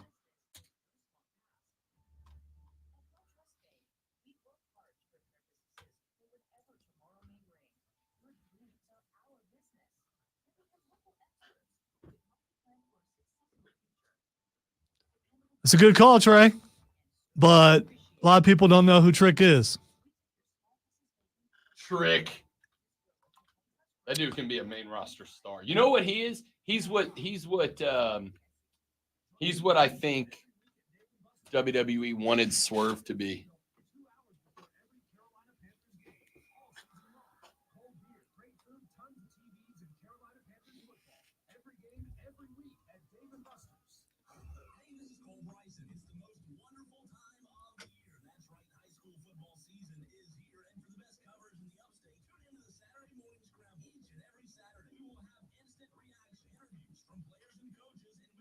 Wow, Fallout won an Emmy for Best Music Supervision.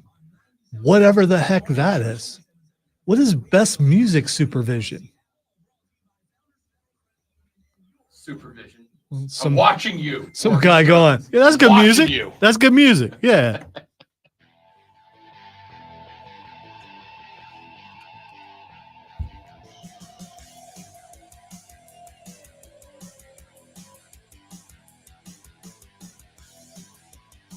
Rolling on the Rob Brown Show, the Fan Upstate. Listen, it's Mondays. This is not a spot to do food takes. Got to do a food take. Got to do 2 food takes, as a matter of fact. One of them is one that I find relatively interesting because an authority has spoken out. An authority has made a decision here, and I wonder if it is one that we are willing to abide by. One that is something we are all going to lean on, or if it is something that is going to make us push back against the legal system itself. Supreme Court Justice Ketanji Brown Jackson was on the Late Late Show with Stephen Colbert last week. And Colbert asked her a question that I think it's been in the public eye for a very, very long time. It is a question I have heard asked many, many times.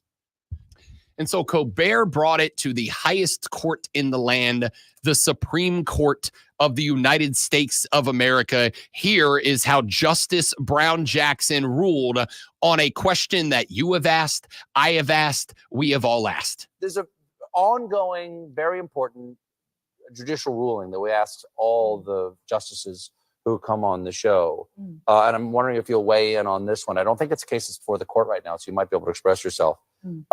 Is a hot dog a sandwich? Well, it's my understanding that Yes. other justices have come on and they have opined. Yes, Sotomayor. Yes, Justice Sotomayor has yes. said, yes, it is a sandwich. Yes, And Justice Ginsburg has said, it is a sandwich. And I believe in precedent, so I'm going with it. Stare decisis says it's a sandwich. Exactly. This is settled law. And you're not going to change your mind later when a new case comes up from the Oscar Mayer Corporation. I'm not changing. By the way, do you know what Justice Breyer said? What did he say? Sometimes yes and sometimes no. Oh, that's Infuriating. a little complicated. Infuriating. So according to the Supreme Court, Lonzo, a hot dog is indeed a sandwich. Do we abide by the ruling or do we wish to appeal? No, I'm good with it. I think I am. Yeah. I've debated this in my head many It's many not a times. majority yet. It's because- not. And he has picked people, some who are no longer with us and not on the court. So, but I mean, I would love to see it come up before the entire court. I think it needs to, right? Like I think we need It an has to official clear ruling here. lower courts before it can get that high, though. I mean, look, we brought it straight to the voice, and it was addressed. Now, I'll let you all kick that one around a little bit. All right, multiple Supreme Court justices saying yes, a hot dog is indeed a sandwich by definition. I don't have I really don't have anything against that because the big argument has always been that it's not 2 pieces of bread; it's 1 piece of bread cut in half and hinged. But here's the thing: a lot of sub restaurants nowadays, though, they do that, but they do it top down. They cut the bread open at the top and open it up, and so and I believe that's what makes it a hoagie or a hero, not a sub. But Or a pita, depending on how thin the bread is. Listen, you played the one where we're going to agree on, and then you're going to play the other one, even though I just briefly heard it I'm sure we're going to fight. So if so we let's fight do on this, I mean it. This may be the one that ends all fights. This might be the one that is the end, because I'm telling you for a fact, 90% of people are going to be with me on this one, and the 10% that aren't are sociopaths. I'm standing on that. Okay, I already have an argument, so let's do it. Let's do it. This comes from Twitter. Found a podcast that had this take. It's a very short clip, and you'll find out why I had a violent physical reaction to this clip. Ketchup is acceptable on tacos instead of salsa. I will fight you. I will fight you in a parking lot. If you ever show up at a Mexican joint, order tacos and ask for ketchup, you're a bad person. All right, you're not going to fight anybody Bad because person. you've said many times you've never been in a fight. This would not be the time to try it, especially with the problems you've been having today. You've been stretching wrong and about ready to die. So a fight, probably not a good move. What's ketchup made out of and what's salsa made out of? No, what are the prime ingredients? One particular tomatoes. Tomatoes. Right. So, I mean. Do you not see a difference between salsa and ketchup? You ever put salsa on your burger? I kind of do Yeah, when I do actually, that now. I do when I do do that, that now. yeah. See, that works.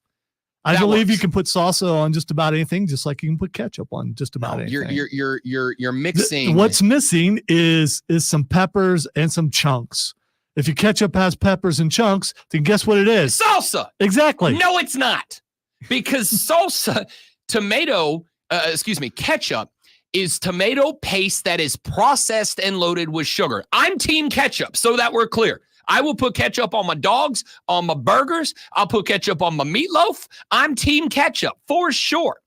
But to say ketchup and salsa are the same thing is ridiculous. Comprised of the same ingredient, maybe? Sure, have at it. They're both tomato based. There's no maybe. They absolutely have the same prime ingredient.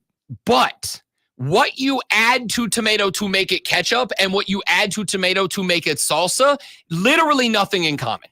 Nothing else exists. Tomato paste over here, tomato cut into chunks over here, sugar over here, peppers and onions or whatever else you want cut into your salsa over here. They are different. Same foundation, entirely different things. Okay? Entirely different things. So if you were at a Mexican restaurant and someone put ketchup on their taco, you would get up and leave.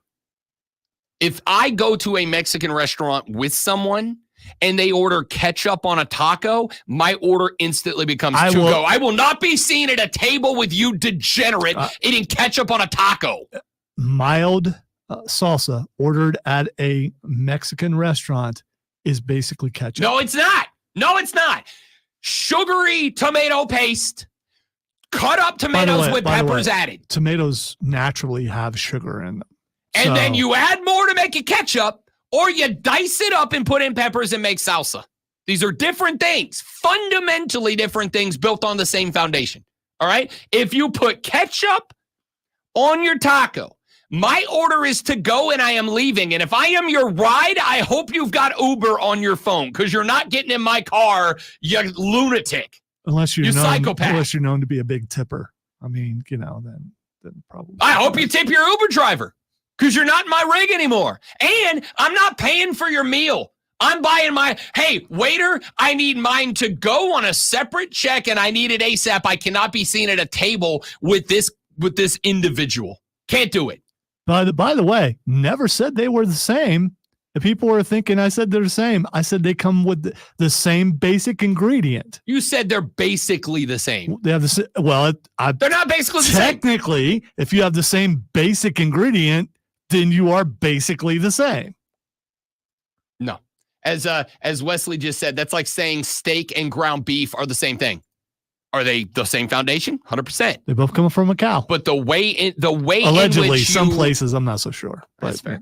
The way that you prepare a thing can take it from being this to being something totally and entirely different. It's not the same thing. Yeah. Okay. This show without me, not a winner. This show with me, 3 times.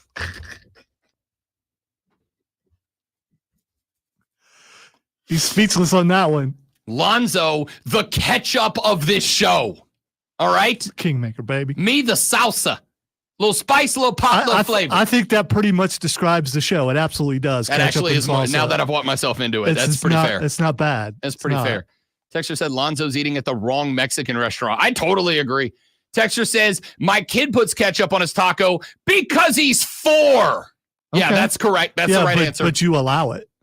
If you were Rob, you would never allow such a heresy. Heresy. Correct. That's from Chris, the same one earlier, who said his biggest mistake in parenting is making his kid a Panther fan. No, it's not, Chris. It's allowing your child to put ketchup on a taco. That's worse than making him a Panther fan. All right? By the way, Joe, I've never been to that place that you're talking about. So, is there any of those around here? I don't even know. I have no idea. Yeah, I don't. I am going to get a taco for lunch. Number one. Number two, if you ever see anyone putting ketchup on a taco, that person needs an intervention immediately. Oh, now on the spot. Now, immediately. Now, anyone who sees Rob at a Mexican restaurant is going to put ketchup on their Mexican food just to see if you'll get up and leave. So I've told this story. I'll tell it very briefly. About 2 years ago, Lonzo and I had a conversation on the air about the proper way to flip the bird. All right. The proper technique, time, place to flip the bird. Your grandma's is still the best. Yes. So my grandma, for those of you that don't remember the conversation, my grandma, a stout, devout Irish Catholic woman who does not cuss or steal, instead of flipping you the bird, she'll throw all the fingers at you and she'll say the whole flock, as in the whole flock of the birds, right? To me, there's a time, a place, and a proper way to flip the bird. All right. It is thumb in, and it's in rowdy environments. Anyway, my then girlfriend, now fiance at the time, and my mother went out to a restaurant one time, a winery actually. And from across the winery, a young lady looked directly in the face and flipped me the bird. And I was like, the hell? So I walked over because, like, I'm not a confrontational person, but you're not flipping me the bird in front of my fiance and not catching words. I walked over there and she's like, this is the proper way you flip the bird, Rob Brown. And I'm like, Armada. I like it. I get it. If I see you putting ketchup on a taco, I don't care if you're in the Armada. I'm coming to have a conversation with you, and it's going to be very serious and about your mental health because clearly you're unwell. Okay? Don't do that. Be better. I expect better from anyone in the Armada. Be better. Tacos and ketchup never have, never will go together. Yeah, I'm not talking to bed because it's that damn important. All I'm saying is eat what you eat, man. Whatever. Unless it's ketchup except on a for that taco. lady in Ohio who was eating the neighbor's cat. Don't do that. And Skyline Chili. Stop that crap too. That's gross. Back after this on the Rob Brown Show on the Fan Upstate. Bourbon. All right, guys. One more read and we're back. Stay right there for me.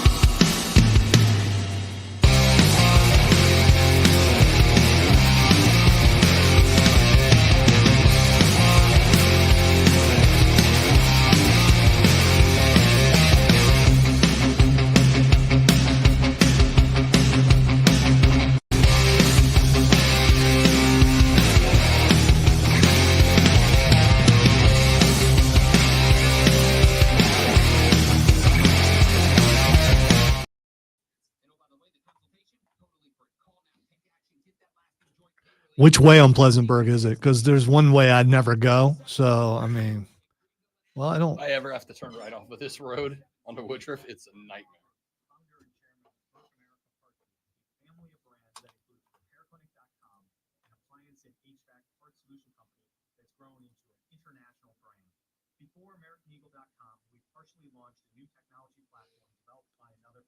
Well, hopefully your day gets better, James, or you're just projecting what your day is going to be like.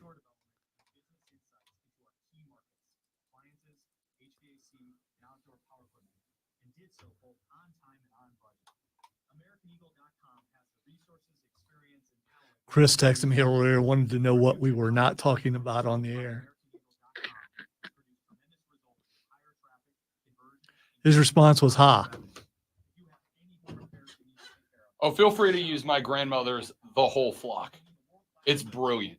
The first time she did it to me, I was in stunned silence. I was like probably 15 years old, and I've been doing it ever since. It's brilliant. What's better than one win? 3 wins. With Straight Savings, you keep your own phone, get one line for only $25 a month with unlimited data, and get rewarded with a $200 phone credit after 12 months. It's a win-win-win. To Walmart or visit StraightTalk.com today. Switch to Straight Talk. Less dollars, more cents. Straight Savings Plan enrollment requires compatible unlocked device and new line of service. Bonus device credit requires 12 months of active service. Offer ends if eligibility requirements are no longer met. Taxes and fees apply. For network management practices, see Straight Talk's terms and conditions. Sound off on the text line. 71307. Keyword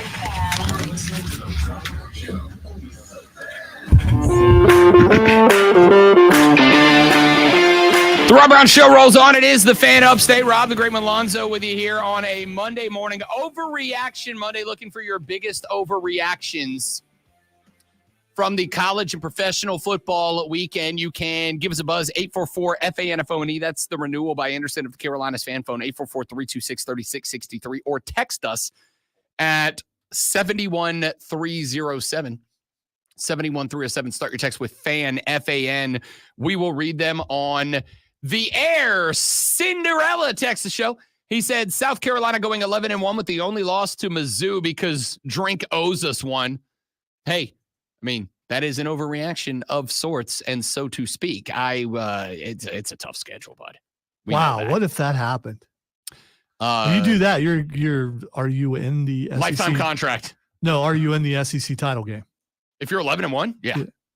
If you're for South Carolina specifically, I would say 11-1 would get you. For any SEC team, I would say that's getting you there. Yes, indeed. South Carolina, of course, after their big win over Kentucky, is going to be hosting College Game Day and the LSU Tigers coming up this Saturday. Then they've got Akron, and then the run of number 5 Ole Miss, number 4 Alabama, number 15 Oklahoma on the road. By the way, you're going to Tuscaloosa as well. Although, knee-jerk reaction, Bama had to fight for their lives to get back to University of South Florida. Now, I'm going to tell you this about South Florida.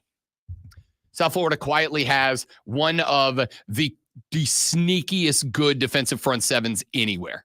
And it's not because they're remarkably athletic. It's because their defensive front seven, I watched most of this game on Saturday night. They move all the time. There is not a straight up rush in the USF playbook. I think that's something that South Carolina can draw from. And we saw that. I talked about that after game 1 against ODU. South Carolina with a lot of movement across the defensive line. A lot of twists, a lot of stunts. And I like that, right? We talked about this before. Hardest position on the play that ain't on the field of play that ain't quarterback is offensive line. You line up with 7 guys ahead of you, and you have different rules based on who is where. So if you're getting a lot of movements in an offensive guard comes to the line, and, I got this assignment in this spot here, but if that guy's over there, then my assignment changes to this. That's still true even if the defensive line is stunting. So a lot of movement against Alabama. And again, I think I'm going to say this lovingly and respectfully to the Gamecock fans. You beat Kentucky. They ain't exactly Alabama. Like, let's see LSU come to the hill first, right? Like, let's see what LSU does first. Because this LSU team is a team that lost to USC in the opener, and I do think it's a better version of USC, but they lost to USC in the opener, and they allowed Nicholls State to hang around a lot longer that I was comfortable with. It was 23-14 at the half against the Nichols State Colonels, a team that you did not know was called the Colonels until right now. They let them hang for a while. Now, they did put up 21 in the third Colonels quarter. as in guys that are over the military, not like corn. Correct. Okay. Correct. Spelled with a C, not a K. Okay. Correct. All right. They let Nichols State hang around for a half, right? Wait a Run the minute. ball. Corn is also spelled with a C. I thought corn was spelled with a K. It is if you're a fan of a certain band. No, isn't. I mean, I'm an idiot, but like I thought corn with a corn kernels with a K, not a C. Oh, Colonel. Yeah. Not corn is spelled with a C. I'm an idiot, but come on, man. All right. Do you think I was sitting here going, corn, Korn? Blah, blah, blah, blah, blah. That's my impression of corn. That was a very good The band. depiction. That's the old singer, not the new singer. Falling on a freak on a leash. That was Creed doing corn. Nailed it. Scott Stapp does corn. Something takes a part of me. You know, he's playing Old Blue Eyes and something coming up here pretty soon. Scott Stapp is. Oh yeah, it is. They're doing a Frank Sinatra biopic. Yeah, but I don't think he's doing that in that. I think he's doing it in a different movie. Really? He's just showing up as. I don't think he's the. Yeah, I don't. I thought he was. Okay, let's see. It is. No, it's all I can think. Yeah. Oh no, he plays Sinatra in the new movie about Ronald Reagan. Yeah, that's what he is. Yeah, there we go. That's hilarious.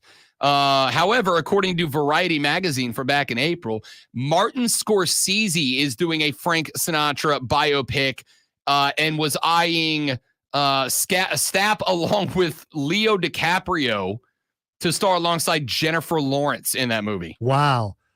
Yeah, Scott's really got a shot at winning that role. In my head, he does. He totally does. Come on, man. Stapp does Sinatra. Tell me you're not going straight to the theater for that. I don't know. Can he sing that smooth? I don't know that he can. I don't know. I got nothing. All right. Texas 71307. Texter says, UNC Chris says, hot topic. Chiefs went out 3-peat because Rob disrespected Patrick Mahomes and his ketchup fetish. Love you calling it a fetish, by the way. Phenomenal. Here's the thing. Again, I want you to know on the hierarchy of food crime, ketchup on a steak is 50,000 steps behind ketchup on a taco. Why do you hate ketchup so much? I love ketchup. It's two different ketchup takes, and you dislike ketchup in both of those. I do on steaks and tacos. How do you feel about catsup? Fine, whatever. Like call it. I don't care. Like I don't get mad about it. I believe it was called catsup before ketchup, and we just circle back around to it. But there's time and place for everything, and that includes condiments. Tacos and steak, not the time for ketchup, not the time or place. Put it on a burger, absolutely fine. Put it on a hot dog, obviously. How else do you do it? Not tacos and steak. Okay. Text said, local eating establishments. Here's your chance to make a taco with ketchup. Have the shoot a bird moment and call it the Rob Brown bird dog.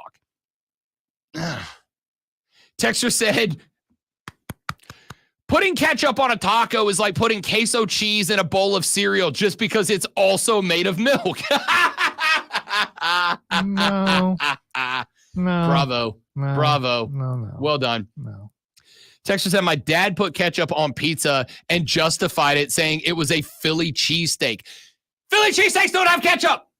I cannot stress the importance of that. Putting a ketchup on a Philly cheesesteak right up there with putting it on a steak or taco. Are you been treading closely for a while on an arbiter status? I just want to, you've been really close to being food arbiter. You know, this would be like great one if I walked into like a Sunday school at the local church and started dropping F-bombs on the kids and then went, you can't stop me. You're not the arbiter.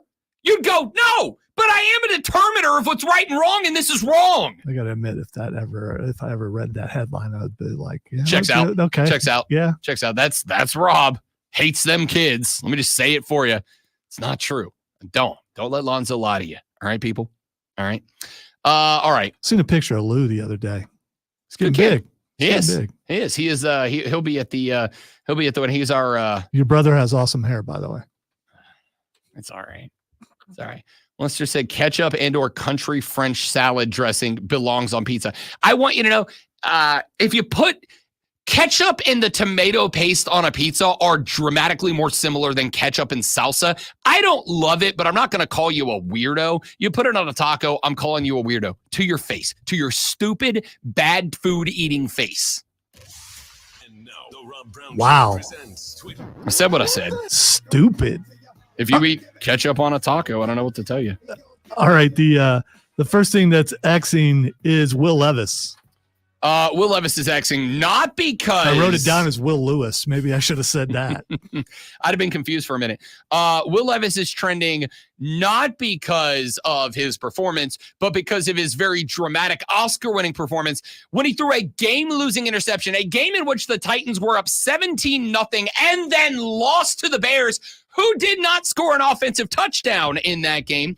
Will Levis threw a game-sealing Chicago-winning interception, and as they followed the Bears defender to the end zone, Levis drops to his knees and goes full hands in the air, asking the heavens, why? Well, and it was like, slow it down, set it to a Celine Dion song, and win an Oscar for most dramatic performance by a quarterback. I didn't expect him to try to make the tackle, did he? He didn't even try. He just went knees to the ground. No, I saw it. I saw it. You know that moment at the end of Shawshank Redemption? No, still when he never seen comes out of the tunnel and he just does that to the heavens, hands.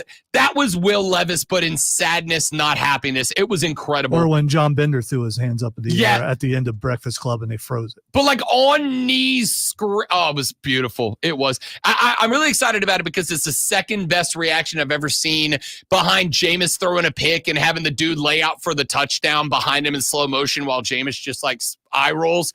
This was this replaced it. It was spectacular. All right, the next thing that's Xing is Terry Funk.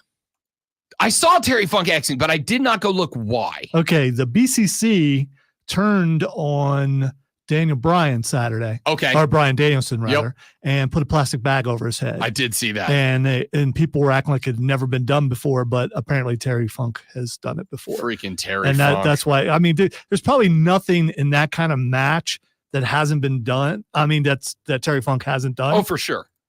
For sure. Terry Funk was a wild man. And he just kept going, even when he was like in his 60s. So he probably even did light tubes, which is still the stupidest thing.